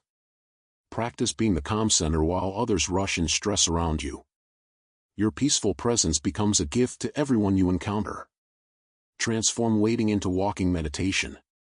If you must wait for elevator, train, or appointment, stand with the same awareness you bring to walking: feet connected to ground, breath natural and deep, attention present rather than wandering to concerns about delays or schedules. Use doorways as mindfulness bells. Each time you pass through a threshold, take one conscious breath and briefly check in with your state of presence. Are you here or somewhere else? Tense or relaxed? This creates dozens of tiny moments throughout the day to return to center. The practice deepens when you realize you're not walking to get somewhere but walking to be present while moving. Destination becomes secondary to the quality of consciousness you bring to the journey. This shift transforms everything: commutes become moving meditation, errands become walking practice, exercise becomes spiritual cultivation. Moments for reflection: how does conscious walking change your relationship with time and productivity? What do you notice about your surroundings when you move with presence rather than rushing? Practice invitation: choose one regular walk you take daily, to mailbox, upstairs, through office halls, and for 1 week, make it a conscious practice. Notice how this affects your state of mind upon arrival. The 3 breaths technique: sacred transitions. Between each activity of your day lies a sacred space, a threshold moment where you can choose to carry stress forward or release it, to begin anew or continue old patterns, to breathe consciously or remain on automatic pilot. These transition moments, though brief, determine the quality of your entire day. The 3 breaths technique honors these thresholds as opportunities for renewal rather than rushing past them unconsciously. Like a skilled musician who allows silence between notes to give music meaning, you learn to use conscious breathing to give structure and grace to your daily rhythms. The first breath is for release. Before beginning any new activity, opening laptop, starting conversation, entering meeting, take one full breath dedicated completely to letting go of whatever preceded this moment. Imagine exhaling any tension, worry, or mental residue from the previous task. This is not suppression but completion, honoring what came before while creating clean space for what comes next. Feel this release breath in your body. Perhaps your shoulders drop slightly, your jaw softens, or your forehead smoothens. Don't force relaxation but simply notice what wants to let go when you create space for it. Sometimes the release is dramatic, other times subtle. Both are perfect. The second breath is for centering. After releasing the past, breathe in presence, awareness, groundedness. Feel your feet on floor, your sitting bones in chair, your spine naturally erect. This breath brings you fully into this moment, this body, this immediate reality. You're not trying to feel differently but simply arriving more completely where you already are. Use this centering breath to check in with your current state without judgment. Tired? Excited? Worried? Curious? Simply acknowledge what is present without trying to change it. This honest self-awareness becomes the foundation for authentic engagement with whatever comes next. The third breath is for intention. Now breathe in openness to the approaching activity. Not agenda or pressure, but receptive readiness, like opening hands to receive whatever wants to emerge. You're setting an inner compass direction: I'm present for this conversation, I'm open to creativity in this project, or simply I'm here. This intention breath doesn't guarantee outcomes but establishes your commitment to bringing consciousness to whatever unfolds. It's the difference between sleepwalking through activities and participating in them as opportunities for presence and growth. Practice the technique between every major activity shift for one day, finishing breakfast to starting work, ending phone call to checking email, leaving office to driving home. Notice how these tiny pauses create space in what usually feels like a rushed blur of constant doing. The beauty emerges when 3 breaths become as natural as checking mirrors while driving, an unconscious safety practice that keeps you aligned and aware. You're not adding time to your day but adding consciousness to existing time, creating quality within quantity. Use the technique before difficult conversations, important presentations, or challenging tasks. 3 breaths won't eliminate nervousness but will center you within it, helping you respond from awareness rather than react from anxiety. You approach challenges from a place of ground rather than being swept away by emotional currents. Adapt the technique to urgent situations by making the breaths quicker but still conscious. Even in crisis, you have time for 3 conscious breaths, and this brief centering may provide exactly the clarity needed for wise response rather than panicked reaction. Moments for reflection. How might conscious transitions change your experience of a busy day? What would your work or relationships be like if you brought complete presence to each new engagement? Practice invitation. Choose 3 regular transition points in your day and apply 3 breaths technique for 1 week. Notice which transitions most benefit from this conscious pause. Soft gaze practice. Releasing tension you didn't know you held. Your eyes are windows not only to your soul but to your state of mind. When focus becomes force, tension accumulates around the eyes like knots in rope, tight forehead, squinting, hard stare that creates mental rigidity along with physical discomfort. Ancient Taoist practices understood that relaxed vision supports relaxed awareness, that soft eyes open the door to soft mind. Most of us have forgotten how to see without grasping, how to look without staring, how to take in visual information without creating strain. We treat eyes like spotlights, focusing intensely on small areas while missing the spacious awareness that comes from panoramic vision. Soft gaze practice restores natural seeing that supports rather than depletes concentration. Begin by sitting comfortably and closing your eyes. Place palms gently over closed eyelids, creating warm darkness. Feel any tension around your eyes beginning to melt like ice in spring sunshine. The muscles around your eyes hold more stress than you realize, from screen time, concentrated work, and unconscious facial tension that accumulates throughout days. Keep palms over eyes for a minute or 2, breathing naturally and imaging golden warmth melting any tightness in forehead, temples, cheeks, jaw. Let your face become like still water, soft, receptive, peaceful. This simple palming technique can be used anytime your eyes feel strained or your mind feels locked in hard focus. Remove hands and open eyes slowly, as if emerging from healing waters into gentle daylight. Instead of immediately focusing on specific objects, allow your gaze to rest softly in the space in front of you, not looking at anything in particular but taking in everything peripherally. This is panoramic vision, the natural state of eyes at rest. Rather than the tunnel vision we use for reading or detailed work, you're opening to the whole visual field simultaneously. It's the difference between using a flashlight and standing in moonlight. Both have their purposes, but moonlight is much more restful. Practice shifting between focused and soft vision. Look directly at one object for a few seconds, noticing how the muscles around your eyes engage.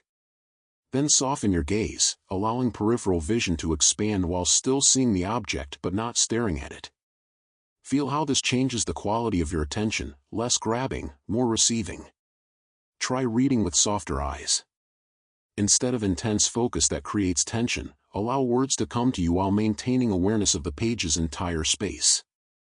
You may find comprehension actually improves when you stop trying so hard to see, just as understanding often comes when we stop forcing thoughts. Use soft gaze while walking, taking in the whole visual field rather than staring ahead at destination. Notice how this changes your experience of moving through space, less goal-oriented, more process-oriented, less tense, more flowing. Apply the practice during conversations, softly taking in the person's whole presence rather than staring intently into their eyes or focusing on their mouth while they speak. This receptive seeing often helps you pick up subtle communication cues missed during more intense focus. Work with peripheral vision while doing detail-oriented tasks. Even while focusing on computer screen or paperwork, maintain some awareness of space around the focal point. This prevents the tunnel vision that leads to mental rigidity and physical tension. The practice reveals how vision and consciousness are interconnected. Tight eyes create tight mind, soft eyes support soft awareness. Grabbing with the eyes encourages grabbing with thoughts, receptive seeing cultivates receptive thinking. Moments for reflection. How does your quality of seeing affect your quality of thinking? What changes in your mental state when you practice receiving visual information rather than grasping for it? Practice invitation. Set 3 random alarms throughout your day, and when they ring, spend 30 seconds practicing soft gaze. Notice how this affects your stress level and mental clarity. Contemplative eating, the meditation hidden in plain sight. 3 times each day, you have the opportunity for profound presence practice disguised as the simple necessity of nourishment. Yet how often do we eat while distracted, reading, scrolling, watching, talking, thinking about everything except the miracle of taste, texture, and sustenance happening right now? Contemplative eating transforms meals from fuel stops into meditation retreats, from rushed necessities into opportunities for deep presence. It's not about changing what you eat but changing how you eat, bringing the quality of awareness to this most fundamental human activity. Choose one meal or snack each day for conscious eating, perhaps morning tea, afternoon apple, or evening soup.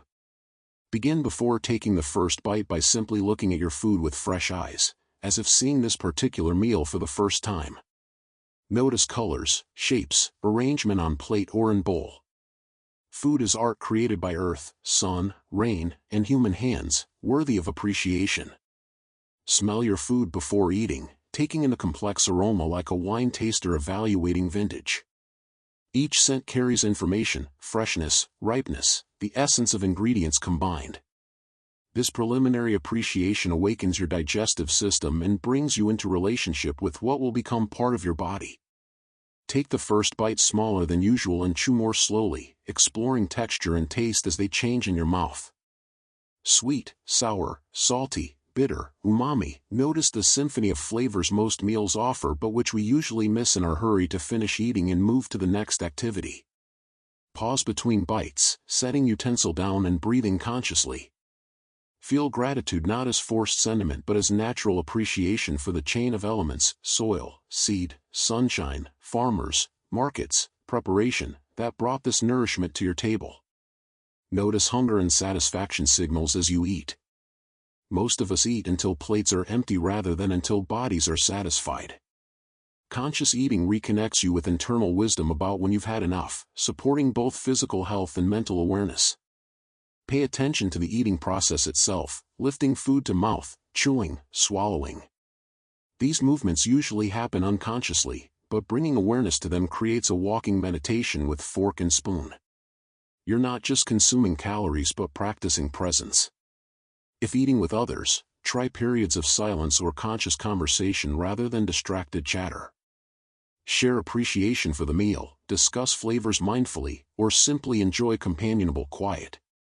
Turn social eating into shared meditation rather than unconscious consumption. Use drinking as mindfulness practice, feeling liquid's temperature, noticing the sensation of swallowing, appreciating hydration as gift rather than automatic habit. Each sip can be a moment of presence, each glass of water an opportunity for gratitude. Extend contemplative awareness to meal preparation when possible. Washing vegetables, chopping herbs, stirring soup, these activities become meditation when approached with presence rather than rushed through as chores. The kitchen transforms from workspace into temple. End meals with a moment of appreciation, hands on belly, feeling nourishment settling into your body, acknowledging the gift of sustenance. This brief pause creates completion rather than immediately rushing to the next activity with half your attention still on what you've eaten. The practice teaches you that meditation isn't separate from daily life but hidden within ordinary activities. Every meal becomes an opportunity to return to presence, every bite a chance to practice gratitude, every pause between courses a moment for conscious breathing. Moments for reflection. How does eating consciously change your relationship with food and nourishment? What happens to your stress level when you create islands of peace within daily meals? Practice invitation. Choose one beverage you drink daily: morning coffee, afternoon tea, evening water, and for 1 week, drink it with complete presence. Notice how this affects the rest of your day. Micro-retreats, sacred pauses in secular time.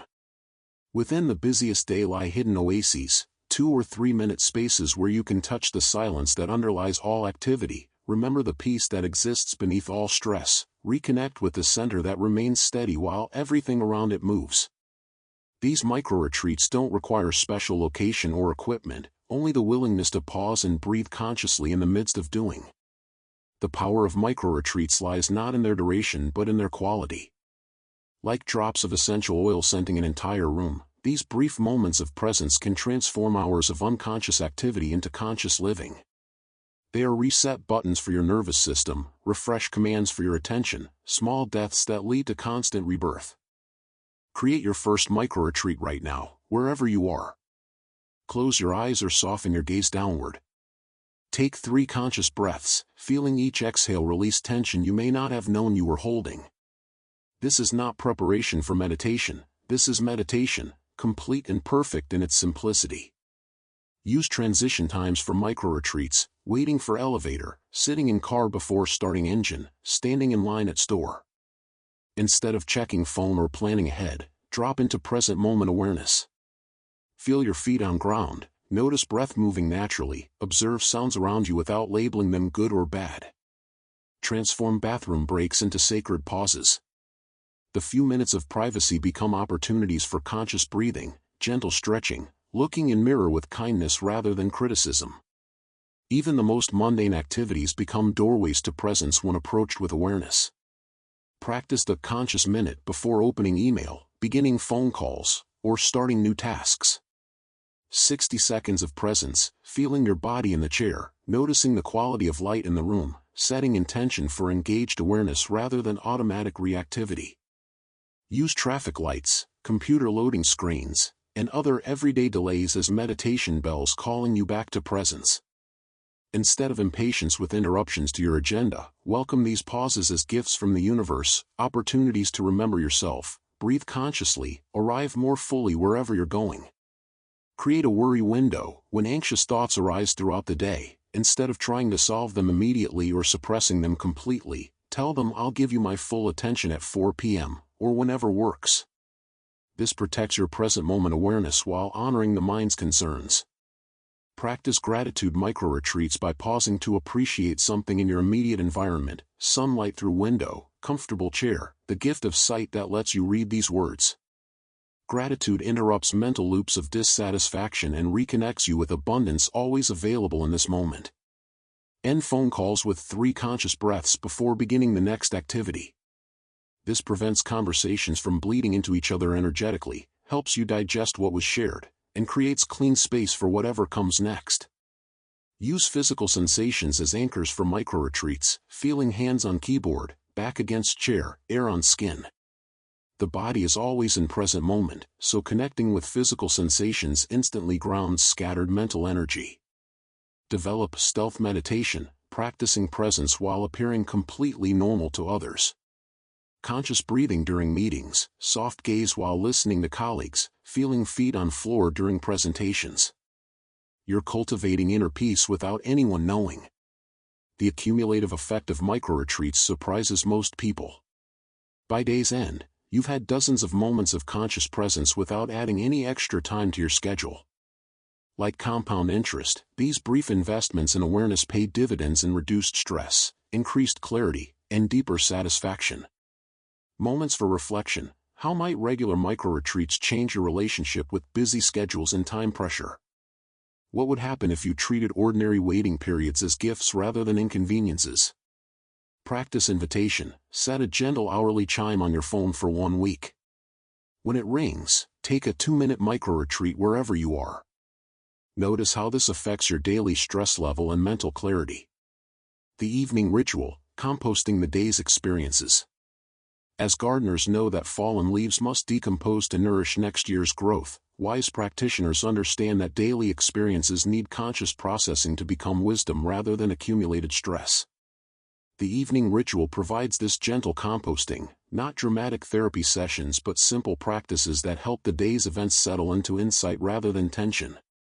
Your evening ritual begins not with elaborate ceremonies but with the simple act of transition from day doing to night being. This might be changing clothes, washing hands and face, or simply sitting quietly for a few moments after arriving home.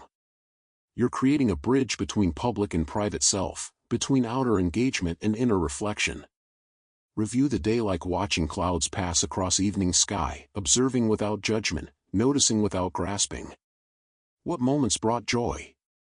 When did you feel most present? Where did stress arise? Treat your daily experience as information rather than evidence for self-criticism or congratulation. Practice the completion breath for any unfinished emotional business from the day. If someone's words triggered irritation, breathe consciously with that feeling rather than suppressing or amplifying it. If worry about tomorrow's presentation lingers, acknowledge it without trying to solve it right now. You're not processing everything, just letting energy flow rather than creating blockages. Physically release the day's accumulation through gentle movement, stretching arms overhead, rolling shoulders, touching toes. Your body holds the day's tensions like a sponge holds water. Conscious movement wrings out stress while honoring the body that has carried you faithfully through another day of living. Set tomorrow's intention without falling into planning mode. Rather than detailed scheduling, choose a quality of presence you want to bring to the coming day: patience, creativity, openness, calm strength. This plants seeds in the fertile soil of evening consciousness that will sprout naturally in morning light. Practice gratitude for 3 specific moments from today, not generic thankfulness but appreciation for particular experiences.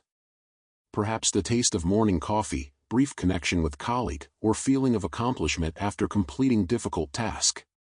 Specific gratitude anchors positive experiences more deeply than general appreciation. If your mind churns with unsolved problems, write them on paper and place the paper aside, literally and symbolically setting concerns down until tomorrow.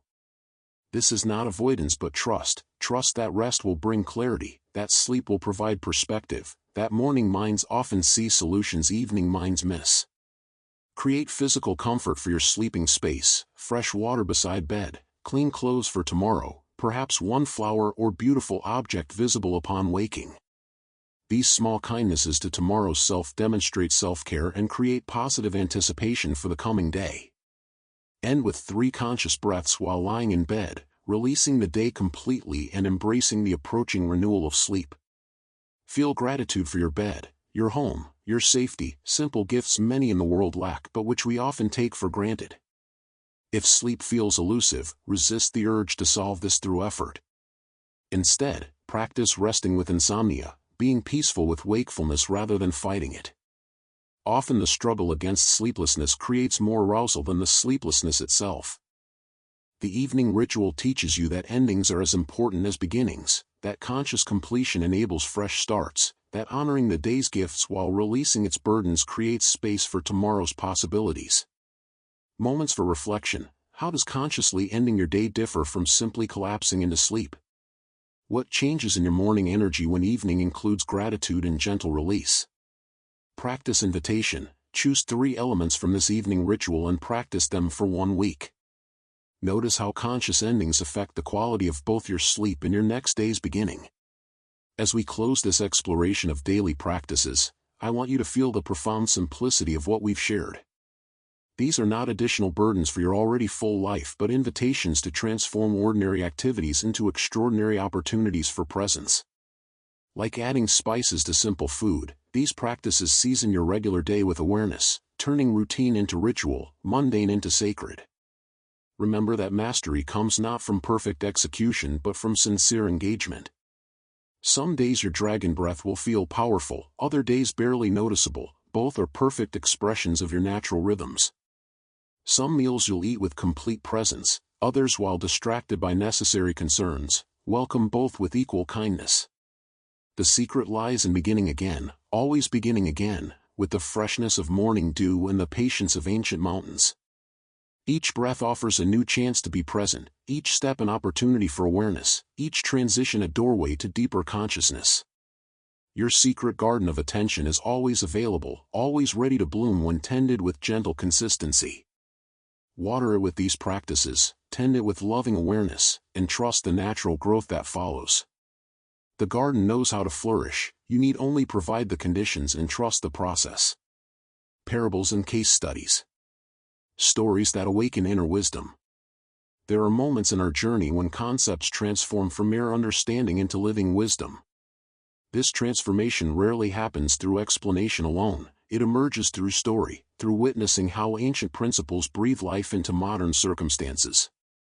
Today, I invite you to enter the realm where timeless teachings meet contemporary challenges, where the essence of Tao reveals itself through the lives of ordinary people who discovered extraordinary presence.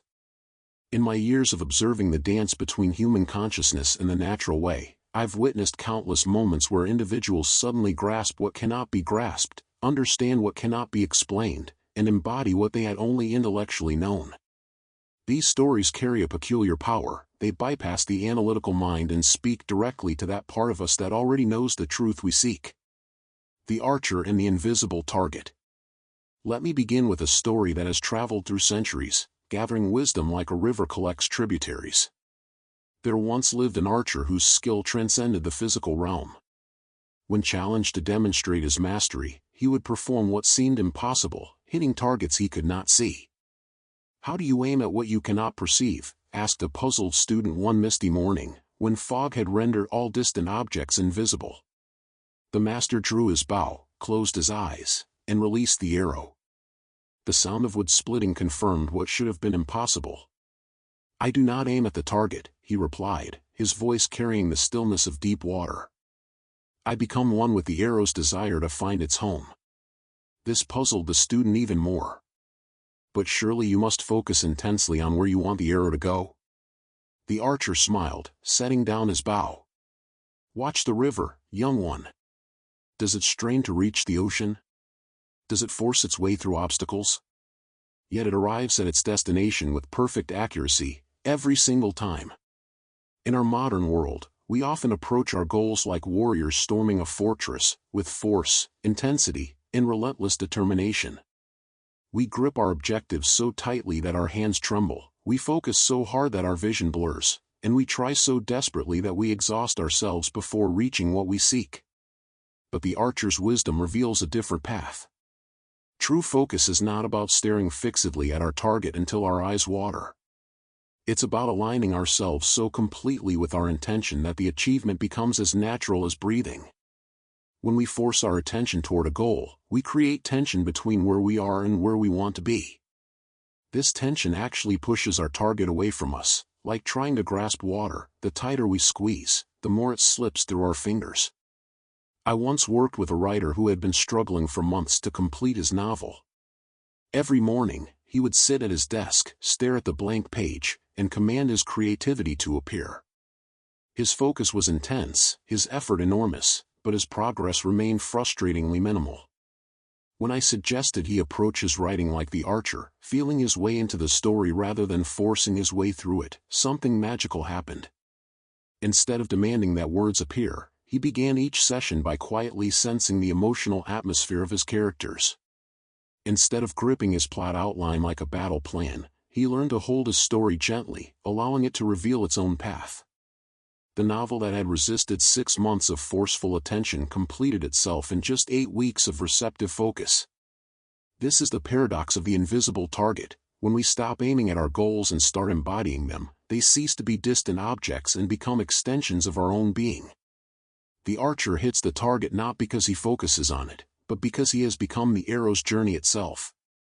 Take a moment now to consider your own invisible targets. What goals have you been approaching with the intensity of a warrior rather than the flowing certainty of a river? Can you feel the difference between gripping your objectives and dancing with them? Perhaps experiment with this. Choose one important goal in your life and spend 3 minutes imagining not how to achieve it, but what it would feel like to already be living it.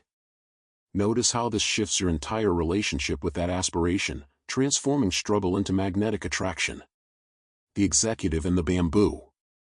Sarah Martinez had built her reputation as a CEO who could handle any crisis, make any tough decision, and drive results no matter what obstacles appeared.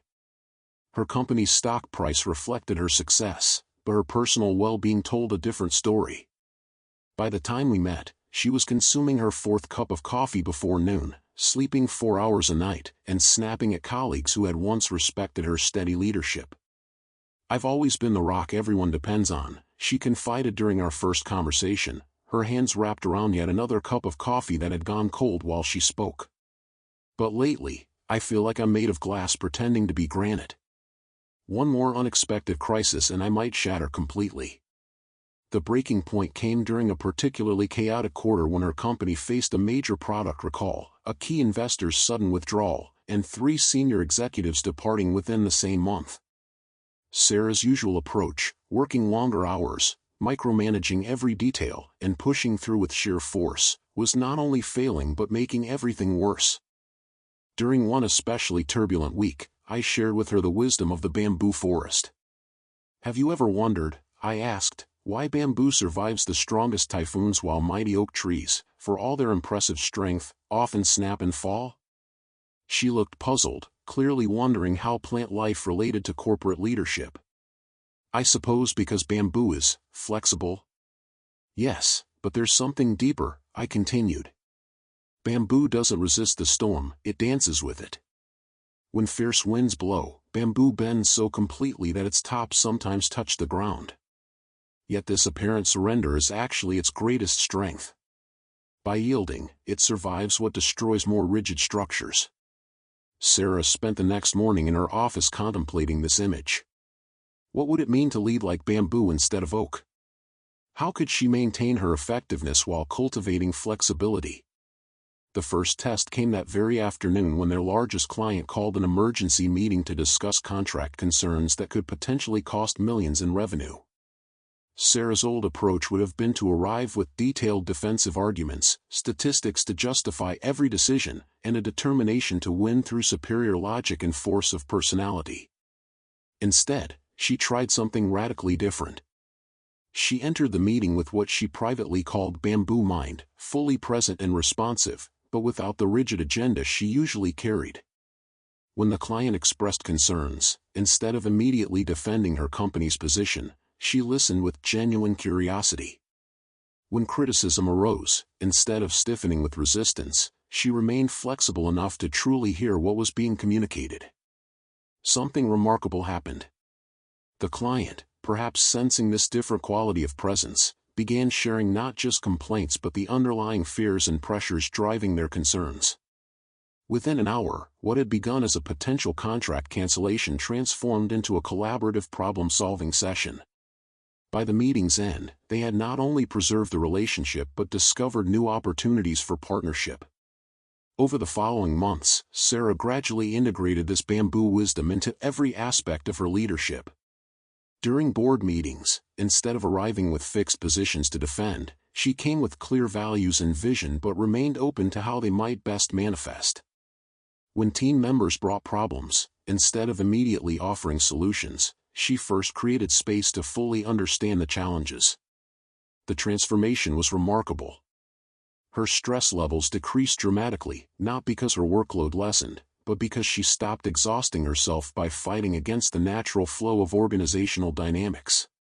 Her team's morale improved as they felt truly heard rather than simply managed. Most surprisingly to Sarah, business results improved significantly as decisions emerged from collaborative wisdom rather than solitary struggle. "I used to think strength meant never backing down," she reflected months later, her voice carrying a new quality of ease. "Now I understand that true power lies in being so rooted in your core principles that you can afford to be flexible in how you express them. Like bamboo, I've learned to bend without breaking, to respond without reacting, and to lead through presence rather than pressure." Sarah's story illustrates one of the most profound aspects of Taoist focus, the recognition that sustainable attention comes not from rigid concentration but from flexible awareness. When we approach our responsibilities with bamboo mind, we remain fully engaged while allowing circumstances to inform our responses. Consider your own leadership style, whether in professional settings, family dynamics, or personal projects. Are there areas where you've been approaching challenges with oak-like rigidity when bamboo flexibility might serve you better? How might your effectiveness change if you maintained your core principles while becoming more responsive to the natural flow of situations? Try this gentle experiment. In your next challenging conversation or meeting, practice bamboo mind. Arrive with clear intentions but remain genuinely curious about what wants to emerge through the interaction. Notice how this quality of flexible presence affects both your stress levels and your results. The student of the falling drop. In the mountains of ancient China, there lived a student whose impatience nearly ended his journey before it began. Despite weeks of meditation practice, his mind remained as scattered as autumn leaves in wind. Every morning, he would sit in the temple garden, desperately trying to achieve the profound stillness his teacher embodied. Every evening, he would rise from his cushion more frustrated than when he began. "Master," he finally burst out one day, "I've been practicing exactly as you instructed, yet my mind grows more chaotic, not less. Perhaps I lack the natural ability for this path. Maybe I should abandon these efforts and find a more suitable calling." His teacher, an elderly woman whose presence seemed to carry the depth of still mountain lakes, listened without judgment. Then, without speaking, she led him to a place where water dripped steadily from a rock formation above onto a stone below. The sound was subtle but persistent, a gentle, rhythmic music that seemed to harmonize with the surrounding forest. "Tell me," she said quietly, "what do you see?" The student looked impatiently at what seemed like an irrelevant scene. "Water dripping on stone, master. But how does this relate to my struggles with meditation?" "Look more carefully," she suggested, pointing to the stone below. "What has this gentle, persistent dropping created?" For the first time, the student noticed that the constant water drops had carved a perfect bowl-shaped depression in the solid rock. The stone, which had seemed so permanent and unchangeable, bore the clear evidence of water's patient persistence. "Each drop," the teacher continued, her voice carrying the same gentle persistence as the water, "accomplishes nothing dramatic. If you observe for just one day, or even 1 week, you might conclude that these drops are having no effect whatsoever. Yet over time, this soft water has shaped hard stone in ways that no amount of hammering could achieve." The student began to understand, but his teacher continued. "Your practice is like these water drops. Each moment of returning your attention to your breath, each gentle redirection of your scattered thoughts, each compassionate acknowledgement of your wandering mind, these seem small and insignificant. Your impatient mind wants dramatic transformation, immediate results, proof that your efforts are worthwhile. But lasting change happens through the accumulation of gentle moments, not through forceful breakthroughs." Over the following months, the student returned daily to observe the dripping water. He began to understand that his meditation practice was not about achieving some special state, but about cultivating the gentle persistence of water. Each time his mind wandered and he noticed it wandering, he celebrated these moments as drops of awareness falling on the stone of unconsciousness. Gradually, something shifted. His impatience transformed into patient trust. His demand for immediate results softened into appreciation for subtle changes. Where he had once seen failure in every distracted moment, he began to recognize success in every moment of noticing distraction. Like the water that carved stone not through violence but through persistent gentleness, his awareness began to create space in the seeming solidity of his mental patterns. Years later, when students came to him with similar frustrations, he would often take them to observe falling water. "The mind," he would tell them, "changes like stone changes, not through force, but through the gentle, persistent touching of awareness. Trust the process, celebrate small moments, and allow time to reveal what each present moment is quietly creating." This story speaks to one of our greatest challenges in developing sustained focus, our addiction to immediate results and dramatic breakthroughs. We live in a culture that promises rapid transformation, instant solutions, and measurable progress within clearly defined time frames.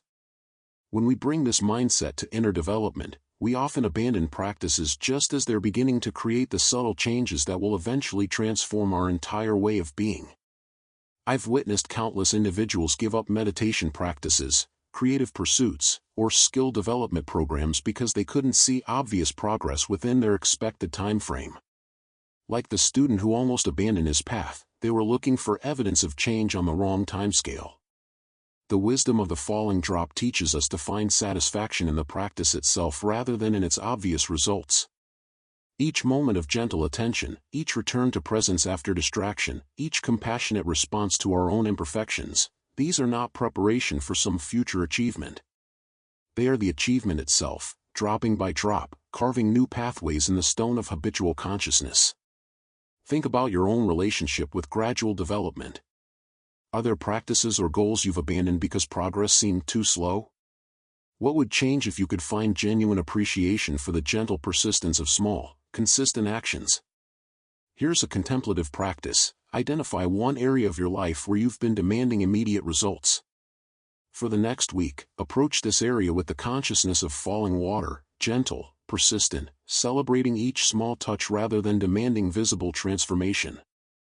Notice what shifts in both your experience and your results when you honor the natural timing of deep change. The Programmer and the Silent Valley. Marcus Chen had built his career on solving complex problems through pure intellectual force. As a senior software developer at a cutting-edge technology company, he was known for his ability to debug the most challenging code, architect elegant solutions to seemingly impossible requirements, and deliver results under extreme pressure. His mind was his primary tool, and he wielded it with the precision of a master craftsman. But success came at a cost. Marcus found himself increasingly dependent on stimulation to maintain his edge, multiple monitors displaying constant information streams, background music to maintain alertness, and a steady supply of caffeine to fuel his mental processes. Even his meditation practice had become another mental exercise, a technique to optimize his cognitive performance rather than a path to deeper understanding. The breakthrough came during a weekend retreat in the mountains, not by design but by accident. Marcus had been struggling for weeks with a particularly complex algorithm, a piece of code that would revolutionize his company's data processing capabilities.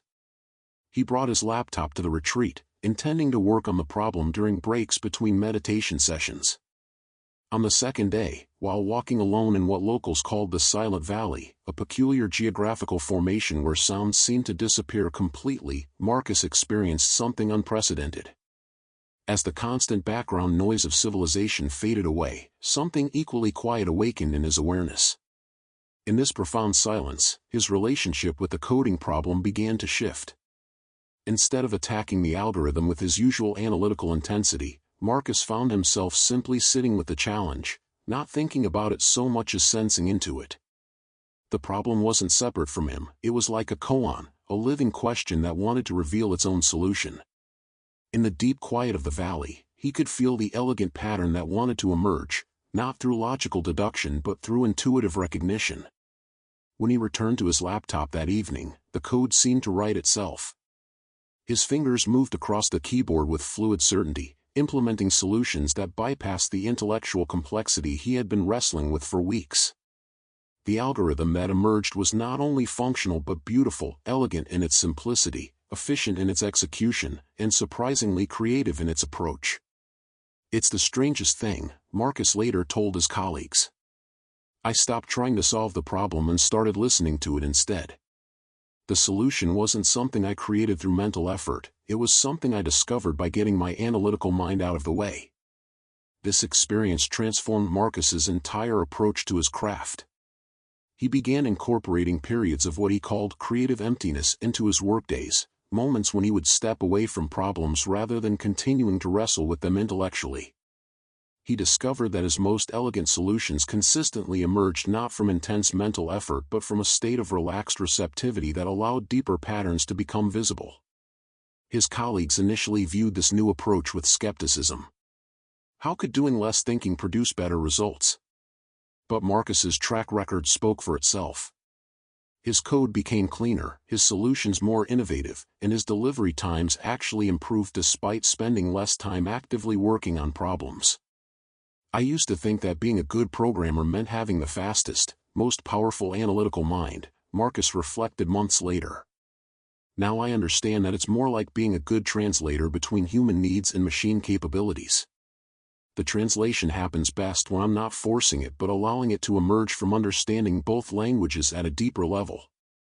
Marcus had discovered what ancient Taoist masters knew intuitively: the most profound insights arise not from mental striving but from mental stillness.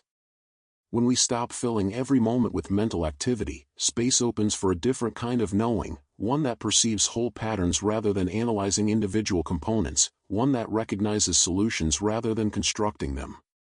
This principle applies far beyond computer programming. In any creative or problem-solving endeavor, there comes a point where additional thinking becomes counterproductive, where the analytical mind's very strengths begin to limit our perception. The answers we seek often lie in dimensions that pure logic cannot access. Many of history's greatest discoveries emerged not from methodical thinking but from moments of empty awareness: Archimedes in his bath, Newton under the apple tree, Einstein taking long walks without agenda. These weren't accidents but natural expressions of how consciousness works when we stop forcing it to perform and allow it to simply perceive.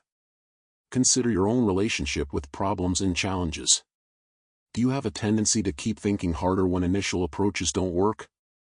What might become visible if you occasionally stopped trying to solve problems and started listening to them instead? Explore this possibility. When you next encounter a challenging situation, whether professional, creative, or personal, try alternating periods of focused analysis with periods of empty receptivity. Set aside regular intervals to step away from active problem solving and simply hold the situation in quiet awareness, like Marcus in his silent valley. Notice what emerges from this different quality of attention. The physician and the eye of the hurricane.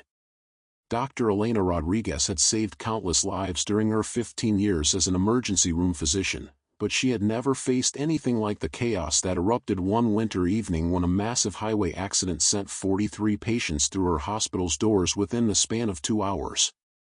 The emergency department, designed to handle perhaps a dozen critical cases simultaneously, became a battlefield of urgent needs, impossible decisions, and life-or-death timing. In the midst of this medical hurricane, something remarkable happened. Instead of being overwhelmed by the intensity, Elena found herself dropping into a state of profound calm that seemed to exist in the very center of the surrounding chaos. Her movements became more fluid, her decisions clearer, her awareness paradoxically more expansive even as her focus became more precise. It was the strangest sensation, she later described. The more chaotic everything became around me, the more still I felt inside. It wasn't that I became emotionally detached; if anything, my compassion deepened. But I stopped being emotionally reactive to the urgency, which allowed me to respond to each situation from a place of centered clarity rather than anxious haste. This transformation hadn't happened overnight. Elena had been studying Taoist principles for several years, initially as a way to manage the stress of her demanding profession. She had learned to cultivate what she called hurricane consciousness, the recognition that in any storm, there exists a perfectly still center where clarity persists despite surrounding turbulence. During that overwhelming night, Elena moved between patients like water flowing around obstacles, never rushing yet never delayed, fully present with each individual while maintaining awareness of the larger patterns unfolding throughout the department. She found herself making treatment decisions with a confidence that surprised even her experienced colleagues, not because she was thinking faster, but because she was accessing a deeper level of medical intuition. When I stopped fighting the chaos and started dancing with it, Elena reflected, everything changed. I realized that chaos isn't the enemy of good medical care, it's simply the environment within which care must sometimes be provided. Resisting the chaos was actually what made it overwhelming. Her approach began influencing other staff members. Nurses noticed how Elena's presence seemed to create pockets of calm even in the most frantic situations. Residents observed how she could deliver difficult news to families with a combination of honesty and compassion that somehow made even tragic information more bearable. Colleagues began asking her to handle the most challenging cases not because she had superior technical skills, but because she had developed superior presence skills. Over time, Elena integrated this hurricane consciousness into every aspect of her medical practice. During routine procedures, she learned to maintain the same quality of centered awareness, finding that her diagnostic accuracy improved when she was fully present rather than thinking ahead to the next patient. In difficult conversations with families, she discovered that speaking from stillness rather than anxiety made her words more effective and more healing. Medicine taught me about the body, Elena would tell medical students, but Tao taught me about presence. Technical knowledge is essential, but it's presence that allows knowledge to serve healing most effectively. When I'm truly centered, I don't just treat conditions, I create a field of stability that supports the patient's own healing capacity. Elena's story illustrates one of the most practical applications of Taoist wisdom, the ability to maintain clarity and effectiveness precisely when external circumstances become most demanding. Rather than viewing challenging situations as obstacles to inner peace, we can learn to recognize them as opportunities to embody deeper levels of centeredness. This principle applies whether we're dealing with medical emergencies, business crises, family conflicts, or any other form of life turbulence. The eye of the hurricane isn't a place we go to escape chaos, it's a quality of consciousness we can access while fully engaged with challenging circumstances. Most people assume that maintaining composure requires controlling external situations, but Elena discovered the opposite. True composure emerges when we stop trying to control chaos and instead learn to embody stillness within it. This shift from resistance to receptivity doesn't make us passive, it makes us more responsive, more intuitive, and ultimately more effective. Think about the hurricanes in your own life, the situations that tend to trigger stress, anxiety, or overwhelm. What would it be like to approach these circumstances as opportunities to practice hurricane consciousness rather than problems that threaten your inner peace? Here's an invitation to experiment. The next time you find yourself in a genuinely challenging situation, instead of trying to calm the external storm, focus on finding the eye of calm within yourself. Notice how this affects both your experience of the situation and your ability to respond skillfully to whatever is needed. The artist of non-action. Isabella Santos had been painting for 23 years when she realized she had forgotten why she began. Her studio, once a sanctuary of creative exploration, had become a factory of forced inspiration. Gallery deadlines, critical expectations, and market demands had gradually transformed her art from joyful expression into effortful production. Each canvas became a battlefield where she wrestled with paint and struggled with composition, trying to create beauty through increasingly desperate measures. The crisis came during preparation for what was supposed to be her breakthrough exhibition. Despite months of intensive work, none of her paintings captured the alive quality that had once made her art distinctive. Everything felt labored, overworked, heavy with effort but lacking the light touch that gives art its magic. In frustration, Isabella abandoned her studio for what she intended to be a brief walk in the nearby botanical garden. She found herself drawn to a particular corner of the garden where morning mist drifted through ancient trees, creating ever-changing patterns of light and shadow. As she sat on a weathered bench, watching the subtle dance of elements, something in her artistic vision began to shift. She wasn't trying to see anything in particular, wasn't composing potential paintings in her mind, wasn't analyzing the aesthetic elements before her. She was simply witnessing beauty as it revealed itself moment by moment. When Isabella finally returned to her studio hours later, she approached her easel with a completely different quality of attention. Instead of gripping her brushes with the intensity of someone trying to force beauty into existence, she held them lightly, almost playfully. Instead of attacking the canvas with predetermined ideas about what should appear, she began with simple gestures that seemed to want to happen through her rather than by her. What emerged surprised her completely. Colors found relationships she hadn't planned, forms developed with organic logic that surpassed her analytical compositions, and the entire painting seemed to paint itself while she served as an attentive witness to its creation. The process felt less like work and more like collaboration with forces she couldn't name but could definitely feel. It's as if I had been trying to command the river to flow uphill, Isabella later described the transformation. When I stopped directing every brushstroke and started following the natural movement of the paint, of the composition, of the creative impulse itself, everything became effortless. Not lazy or careless, but effortless in the way that rivers are effortless, completely natural yet incredibly powerful.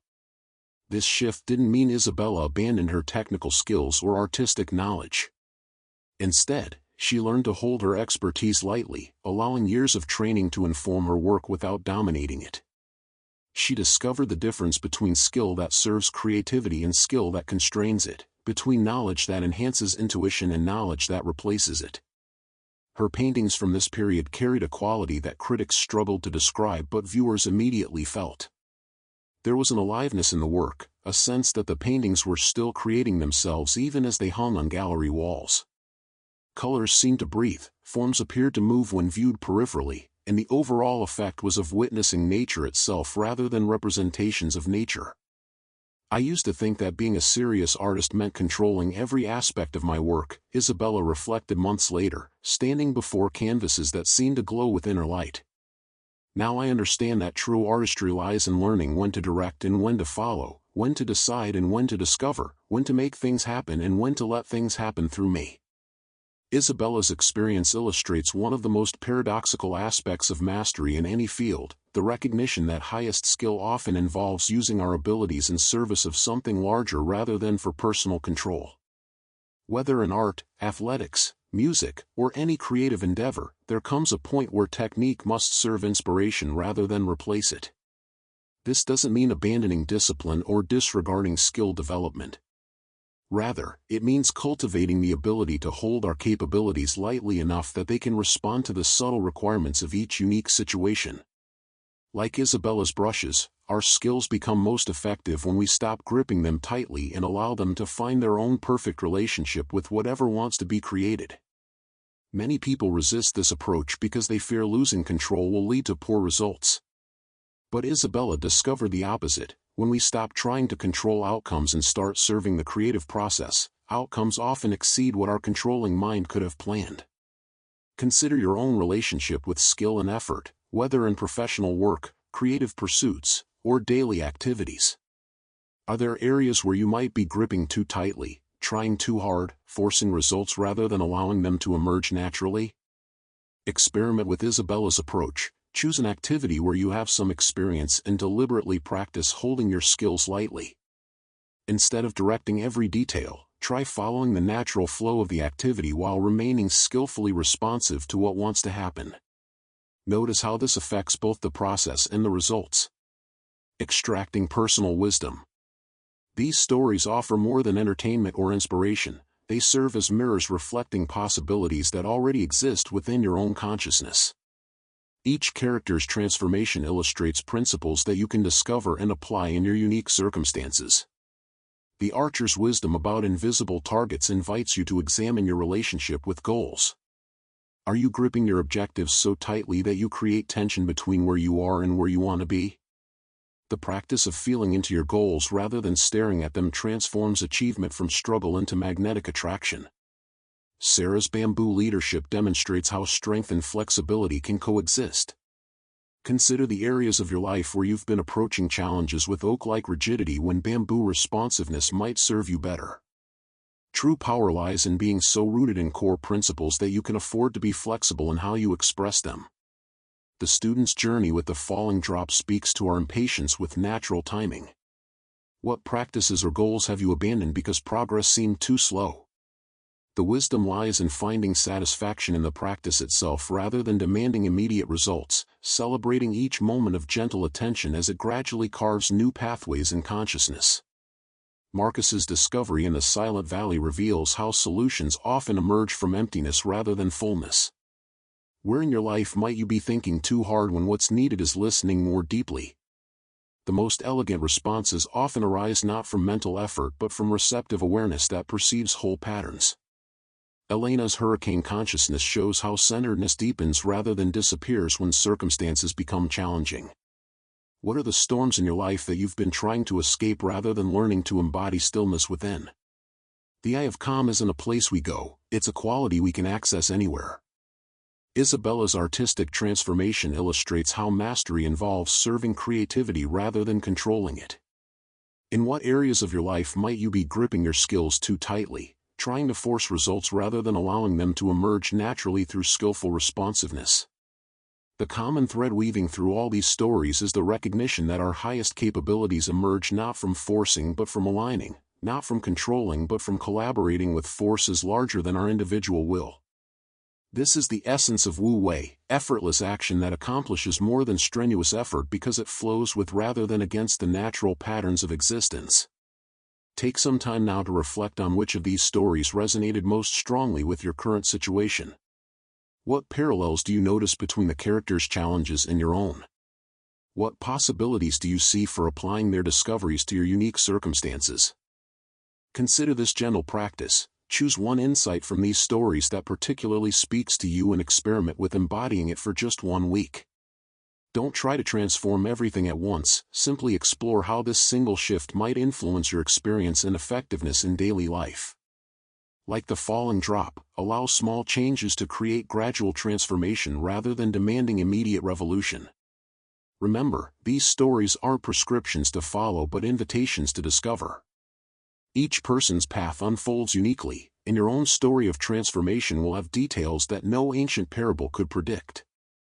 Trust your experience, honor your timing, and remain open to the possibilities that want to emerge through your own patient practice. The wisdom within these tales is ultimately the same wisdom that resides within you, waiting to be recognized and expressed through your own authentic way of being in the world. The 30-day program with practice scripts. The map to inner treasure. As I sit here in the early morning stillness, watching dewdrops gather on bamboo leaves, I'm reminded of how transformation unfolds, not through force, but through the patient accumulation of gentle moments.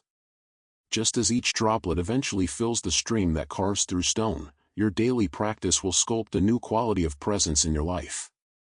The path we're about to embark upon together isn't about conquering your scattered mind or forcing discipline upon yourself. Instead, think of it as tending a sacred garden where focus blooms naturally when given the right conditions. Over these 30 days, we'll plant seeds of awareness, water them with consistent practice, and trust in the ancient wisdom of gradual unfolding. I feel the excitement in your energy, perhaps mixed with some apprehension. This is natural, like standing at the edge of a forest path you've never walked before.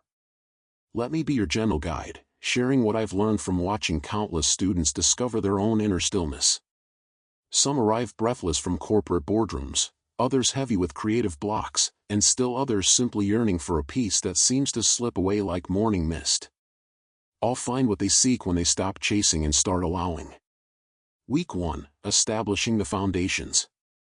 Like a master craftsman who first prepares his tools and workspace with reverent care, we begin by creating the conditions for sustainable practice. This isn't about perfection, it's about presence. Think of yourself as a gardener preparing soil, not yet planting, but ensuring the ground can receive what's to come. Days 1 to 3, awakening the dragon's breath. Each morning, before the world makes its demands upon you, find a quiet corner where you won't be disturbed. This need not be elaborate. A simple chair by a window, a cushion on your bedroom floor, even a spot in your parked car can become sacred when approached with reverence. Sit comfortably, spine naturally erect like a tree reaching towards sunlight while roots sink deep into earth. Close your eyes and imagine an ancient dragon of pure light resting at the base of your spine. With each inhale, see this dragon slowly ascending through your body, its luminous breath warming every cell. As you exhale, feel it descending back down, carrying away tension and distraction. Continue for just 10 minutes, no more, no less. The dragon is patient and prefers consistency to intensity. Notice how your breath naturally deepens without forcing it, how your shoulders release without conscious effort. This is Wu Wei in action, the power of non-doing that accomplishes everything. Days 4 to 7, creating your sacred space. Now we expand outward, like ripples on a still pond. Your inner dragon has awakened, let's give it a home in your daily environment. Choose one physical space in your living or working area, perhaps a corner of your desk, a shelf, or even just a single object, and designate it as your anchor point for presence. This space holds your intention like a lighthouse holds its beam. Each time you pass it during the day, pause for 3 conscious breaths. Don't make this complicated, simply inhale with awareness of the present moment, exhale releasing the previous moment, and inhale again embracing what's unfolding now. During your morning dragon breath practice, include a gentle visualization of roots extending from your sacred space throughout your entire environment. See these roots of awareness connecting every corner where you live and work, creating an invisible web of mindfulness that supports you throughout the day. As week 1 progresses, you might notice small shifts, a pause before reacting to emails, a moment of appreciation for your morning coffee, or simply feeling more settled in your own skin. These are not coincidences, they're signs that the ancient pathways of natural focus are beginning to clear. Reflection moments for week 1. What quality of energy do you notice after your morning practice compared to days when you rush straight into activity? How does having a sacred space change your relationship with your environment, even subtly? Practice integration. Choose one routine activity, brushing teeth, walking to your car, making tea, and perform it each day with complete presence, as if you were a master craftsman perfecting a beloved skill. Week 2. Developing fluidity. Like water finding its natural course around rocks and through valleys, we now learn to carry our practice into movement and interaction. The stillness you've cultivated isn't meant to be precious or fragile, it's as sturdy as mountain stone yet as adaptable as flowing rivers. Days 8 to 10, the art of transitions. Between each activity today, practice what I call the 3-breath bridge. As you finish checking email and prepare to make a phone call, take one breath to release the energy of the previous task, one breath to center yourself in the present, and one breath to embrace the upcoming activity with fresh awareness. This isn't about adding time to your day, it's about adding quality. Like a musician who allows silence between notes to create melody, these micropauses create a rhythm of presence that prevents the frantic energy accumulation that leads to overwhelm. During your morning practice, extend the dragon breath technique to 15 minutes. Visualize the dragon now moving beyond your body, breathing light into your entire day ahead. See it flowing through your scheduled meetings, your creative work, your interactions with others, blessing everything with the quality of relaxed attention. Days 11 to 14, presence in conversation.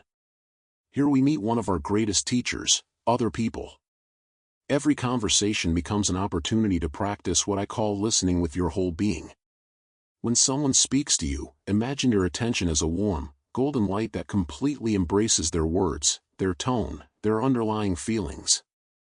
Notice the impulse to formulate responses while they're still speaking. This is normal. Simply observe this tendency with gentle humor, like watching clouds pass through an open sky. Return your attention to truly receiving what's being offered. You might be amazed at how much more you hear when you're not preparing what to say next. Your morning practice now includes a dedication. May my presence today be a gift of peace to everyone I encounter. This isn't about being perfect or never feeling frustrated. It's about setting an intention that your natural state of centeredness can benefit the world around you. As week 2 unfolds, you might notice conversations becoming more satisfying, work flowing with less friction, and a growing sense that you're participating in life rather than just enduring it. This is the Tao revealing itself through your willingness to align with natural rhythms. Reflection moments for week 2. How does practicing transition breaths affect your energy levels throughout the day? What changes do you notice in your conversations when you listen with your whole being? Practice integration. Choose one daily interaction, with a cashier, coworker, family member, and approach it each day as if you were meeting a wise teacher who has something valuable to share with you. Week 3. Deepening the practice. Like a tree that has established strong roots and now grows toward the light, we deepen our practice while maintaining the gentle approach that makes it sustainable. This week, we explore what happens when presence meets challenge, when stillness encounters storm. Days 15 to 17, working with resistance. Extend your morning practice to 20 minutes. As you work with the dragon breath, you may notice certain thoughts or emotions arising more persistently, perhaps anxiety about a project, frustration with a relationship, or simply restlessness with the practice itself. This isn't a problem to solve, it's information to receive. Imagine these internal experiences as visitors at the door of your awareness. You don't have to invite them in for tea, but you can acknowledge them with kindness. I see you, worry about tomorrow. I see you, impatience with this moment. Then gently return your attention to the dragon's luminous breath moving through your being. During your workday, notice when you encounter resistance, that feeling of not wanting to start a task, answer a call, or have a difficult conversation. Instead of forcing yourself forward or avoiding the challenge, pause and ask, how would water approach this obstacle? Often, you'll find a more graceful path reveals itself when you stop pushing so hard. Days 18 to 21, professional presence. Now we apply Taoist principles directly to your work challenges. Before beginning any complex task, spend 1 minute in what I call empty preparation, sitting quietly with no agenda except to become completely available to whatever wants to emerge through your efforts. This might feel counterproductive to your efficiency-trained mind, but observe what happens. Often, solutions arise more quickly, creativity flows more freely, and you work with less strain when you begin from stillness rather than anxiety about performance. During meetings or focused work periods, practice peripheral awareness, maintaining soft attention on your breath or the sensation of your feet on the ground while engaging fully with the task at hand. This creates an anchor that prevents you from getting completely swept away by mental activity. Your morning practice now includes visualizing your workday as a flowing river rather than a series of obstacles to overcome. See yourself moving through challenges with the fluid intelligence of water, persistent but never rigid, purposeful but never forcing. Reflection moments for week 3. What happens to your stress levels when you approach resistance with curiosity rather than force? How does beginning tasks from stillness change the quality of your work?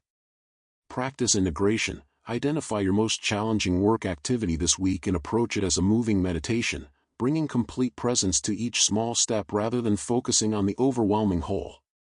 Week 4. Integrating mastery. In this final week, like a master calligrapher who has practiced individual strokes and now creates flowing poetry, we integrate everything into a personalized practice that serves your unique path forward.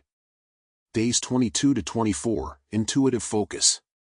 Extend your morning practice to 30 minutes, but now with more flexibility. Begin with the dragon breath for 5 minutes to center yourself, then spend the remaining time in what I call open listening, sitting in receptive awareness without any specific technique. Trust what emerges. Some days you might naturally focus on breath, other days on the sounds around you, still others on the spacious silence between thoughts. This isn't random wandering, it's learning to sense what your consciousness needs moment by moment, like a plant naturally turns toward light. In your daily activities, practice working with what I call inspired timing. Instead of forcing yourself through your task list in rigid order, pause occasionally and sense, what wants my attention right now? This develops your capacity to flow with natural rhythms rather than swimming against them. Days 25 to 28, creating your personal system. Reflect on the past 3 weeks. Which practices felt most natural? Which created the most noticeable shifts in your quality of presence? Which were sustainable given your lifestyle and temperament? Design your ongoing practice like a master architect designing a home, functional, beautiful, and perfectly suited to its inhabitant. Perhaps you're drawn to longer morning sessions and brief midday check-ins. Maybe you prefer walking meditation to sitting practice, or find your greatest peace in mindful evening routines. There's no right way, only your way. The Tao expresses itself uniquely through each person, like a river that follows the particular contours of its landscape while always flowing toward the sea. Days 29 to 30, ceremonial integration. These final days are for honoring your commitment and preparing for the path ahead. Create a simple ceremony, perhaps lighting a candle and speaking your intention aloud, writing a letter to yourself about what you've discovered, or simply sitting in grateful silence. Acknowledge that this isn't an ending but a commencement. You've developed inner resources that will serve you for life, like learning to access a well of fresh water that never runs dry. The practices may evolve, circumstances will certainly change, but your capacity for presence is now established as surely as mountains stand and rivers flow. Daily practice templates. Each morning begins the same way, in stillness, in breath, in the gentle awakening of awareness. But within this structure, allow variety like seasons cycling through the year. Some days your dragon breath will feel vibrant and energizing, others soft and comforting. Some transitions will flow effortlessly, others will require patient persistence. This is not inconsistency, this is life expressing itself through you. Keep a simple practice journal, noting not just what you did but how you felt, what you noticed, what surprised you. These observations become the raw material for wisdom, helping you understand your own patterns and natural rhythms. Signs of transformation. Watch for subtle indicators that your relationship with attention is shifting, finding yourself naturally pausing before reactive responses, feeling less drained by routine tasks, experiencing moments of spontaneous appreciation for simple things, or sensing a quiet confidence that you can handle whatever arises. These signs often appear so naturally that you might not immediately recognize them as profound changes. Like a tree growing imperceptibly stronger each day, your capacity for sustained, effortless focus deepens gradually but persistently. As we complete this 30-day journey together, remember that you haven't just learned techniques, you've remembered a way of being that is your birthright as a conscious being. The focused presence you've cultivated isn't something foreign imposed upon your nature, it's your nature itself, finally given space to express its inherent clarity. Reflection moments for Week 4. How has your understanding of focus and effort evolved over these 30 days? What aspects of the practice do you most want to carry forward? How might your deepened presence serve not just your own goals but contribute to the well-being of those around you? Practice integration. Design a sustainable daily routine that honors your discoveries while remaining flexible enough to evolve as you continue growing. Consider how you might share what you've learned with others who are struggling with similar challenges, remembering that teaching deepens our own understanding. The path continues beyond these 30 days, winding like a mountain trail toward vistas you can't yet imagine. Trust the process, trust yourself, and trust that the ancient wisdom of the Tao will continue revealing itself through your patient, gentle practice. Like water wearing smooth channels through stone, your consistent presence is creating pathways for peace and clarity that will serve you throughout all the seasons of your life. The homecoming to presence. Integration, commitment, and next steps. As I sit here in the gentle twilight of our journey together, I feel the same quiet satisfaction that comes after watching a river complete its long course to the sea. You have traveled far, dear friend, not in distance but in depth, from the scattered winds of modern distraction to the still point where true focus lives and breathes. The ancient masters spoke of a paradox: the end of every genuine spiritual journey is simply the beginning of living as who you truly are. What we have explored together, this art of effortless attention, this dance between focus and flow, was never meant to remain a practice you perform. It was always intended to become the very rhythm of your being, as natural as breathing, as constant as your heartbeat. When I first invited you into the quietude that moves mountains, I promised you would discover something remarkable, a way of being present that doesn't drain your energy but continuously renews it. Now, as we prepare for your return to the world with fresh eyes, I want to help you recognize the profound transformation that has already begun to unfold within you. The Great Integration. True integration happens not through force but through recognition. Like morning dew that appears without effort yet nourishes everything it touches, your new relationship with attention wants to permeate every aspect of your existence naturally. The question is not whether you can maintain these practices, but whether you can trust their inherent tendency to flow into all the spaces of your life. I remember sitting by a mountain stream one dawn, watching how water never struggles to be water, it simply expresses its nature completely, whether flowing over smooth stones or pooling in quiet eddies. Your focused presence has this same quality now. It doesn't need to be forced into your meetings, your creative work, your conversations with loved ones. It wants to express itself there because that is its nature. The integration I speak of is like learning to see with new eyes. A painter, once they truly understand light, cannot help but notice how it plays across every surface they encounter. Similarly, once you've tasted the profound peace of aligned attention, you cannot help but bring that quality to whatever you're doing. It becomes not something you remember to do, but something that naturally occurs. Notice how, even now as you read these words, your breath has a different quality than when we first began this journey together.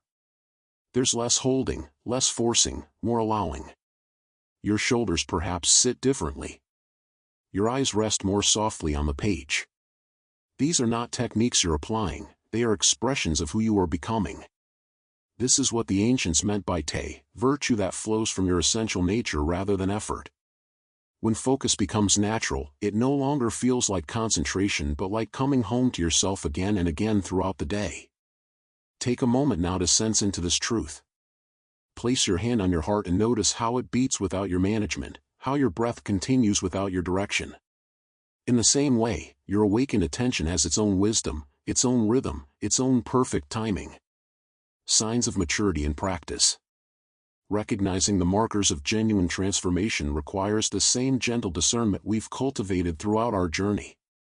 The signs are often subtle, like the first hints of spring that appear long before the dramatic blooming of flowers. One of the clearest indicators is a shift from effortful doing to easeful being.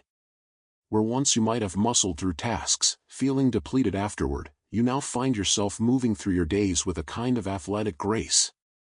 Even challenging work feels different, still requiring full engagement, but from a place of centeredness rather than strain. You may notice that beginning tasks has become simpler. That moment of resistance, of mental friction that once preceded important work, dissolves more readily. It's as if the gap between intention and action is shortened, not through force but through alignment. Like water that immediately finds the path of least resistance, your energy flows more directly toward what needs attention. Creativity often surprises people on this path. Solutions begin appearing in the spaces between thoughts. Insights arise during mundane activities, while washing dishes, walking to the car, or in those drowsy moments before sleep. This is your intuitive wisdom learning to speak in the language of relaxed awareness. Your relationship with interruptions transforms as well. External demands still arrive, but they need a different quality of presence, one that can accommodate without being knocked off center. You become like a lake that accepts the stones thrown into it, allowing the ripples without losing its essential stillness. Perhaps most importantly, you begin to trust your own rhythm. The ancient pressure to be constantly productive, always on, perpetually optimized, begins to feel foreign. Instead, you honor the natural cycles of expansion and rest, knowing that sustainable excellence emerges from this dance rather than from relentless pushing. Physical symptoms often speak loudest of all. Chronic tension in your neck and shoulders may ease. Your sleep deepens. Digestive issues that arose from constant stress begin to resolve. Your nervous system, no longer locked in perpetual fight or flight, remembers its capacity for genuine rest. Creating your personal Wu Wei. As unique as your fingerprint, as personal as your laugh, your expression of Wu Wei, effortless action, will be unlike anyone else's. What we've explored together provides the foundation, but now you must discover how these principles want to live through your particular temperament, circumstances, and calling. Some find their Wu Wei through morning rituals that set a contemplative tone for the entire day. Others discover it in micro-practices woven throughout their hours, a conscious breath before answering emails, a moment of sensing presence before entering important conversations, a brief pause to appreciate beauty even in mundane surroundings. Your profession will shape how this manifests. If you're a teacher, you might find that your most powerful lessons arise not from what you plan to say but from your quality of presence with students. If you're a parent, you may discover that your centered attention is more valuable than any specific parenting technique. If you lead others, your calm in crisis becomes a gift to everyone around you.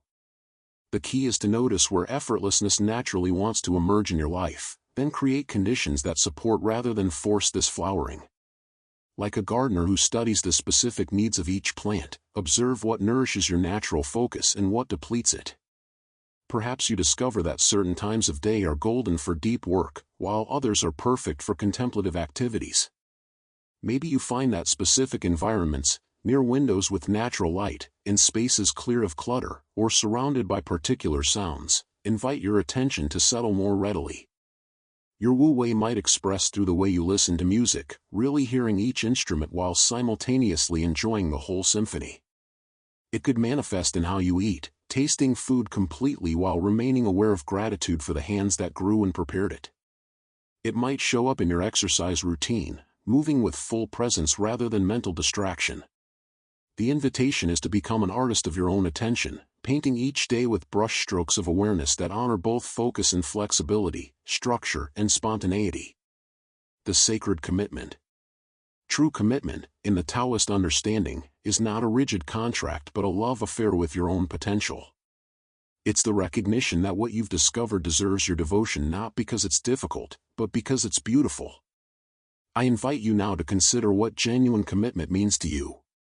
Not the harsh commitment of forcing yourself to maintain practices you'll eventually abandon, but the tender commitment of a lover to their beloved, a gardener to their garden, a musician to their instrument. This sacred commitment begins with honesty about your intentions. What drew you to this path initially? What do you hope it will continue to give you? And more importantly, what are you being called to offer the world through your cultivated presence? Perhaps you envision bringing this quality of attention to your work, becoming someone others can count on for thoughtful responses rather than reactive ones. Maybe you see yourself modeling a different way of being for your children, showing them through your example that peace is possible even in a chaotic world. Your commitment might focus on becoming a source of calm in your family, offering the gift of really listening when others speak. Or it could center on bringing creative innovation to your field through the spacious awareness that allows novel solutions to emerge. Consider creating a simple ritual to acknowledge this commitment, not to practices but to presence itself. This might be as elaborate as writing yourself a letter describing your vision for how you want to live, then reading it monthly as a reminder.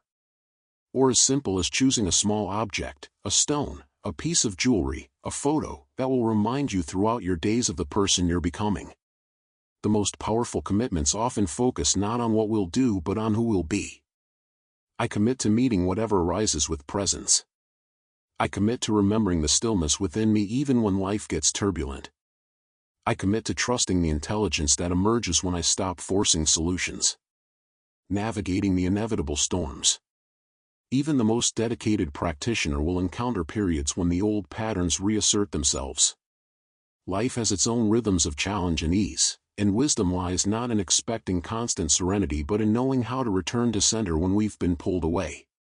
When distraction returns with a vengeance, when anxiety clouds your clarity, when you find yourself gripping rather than flowing, remember this: even the deepest rivers sometimes encounter rapids. The water doesn't judge itself for momentary turbulence, it simply continues finding its way back to smoother flow. Your gentle return to presence is more important than never having left it. In fact, each time you notice you've become scattered and consciously choose to reorient toward stillness, you strengthen the very capacity that defines mastery. Like a muscle that grows stronger through use, your ability to return to center deepens each time you exercise it. I've learned that the most profound growth often occurs not during our smoothest periods but during our most challenging ones. When external pressures mount, when emotional storms rage, when physical discomfort demands attention, these become opportunities to discover just how deep your foundation of peace actually extends. Develop a compassionate relationship with your human imperfection. When you notice you've spent hours lost in mental loops or reactive patterns, meet this recognition with the same tenderness you'd offer a dear friend who was struggling. Self-judgment only adds another layer of disturbance to whatever turbulence you're already experiencing. Create simple protocols for returning home to yourself. 3 conscious breaths. Feeling your feet on the ground. Softening your jaw and shoulders. Remembering that this too is temporary, that your essential nature remains unchanged beneath whatever storms may be passing through. Expanding your influence. As your practice matures, you'll naturally begin to wonder how this gift of presence can serve not just your own peace but the healing of our troubled world. This is the beautiful paradox of inner work: the more deeply we tend our own garden of awareness, the more we have to offer others. Your calibrated nervous system becomes a tuning fork that helps others remember their own capacity for calm. Your non-reactive presence in difficult conversations creates space for genuine communication. Your ability to listen deeply allows others to feel truly heard, perhaps for the first time in years. In meetings, your centered attention can shift the entire dynamic from reactive problem-solving to creative collaboration.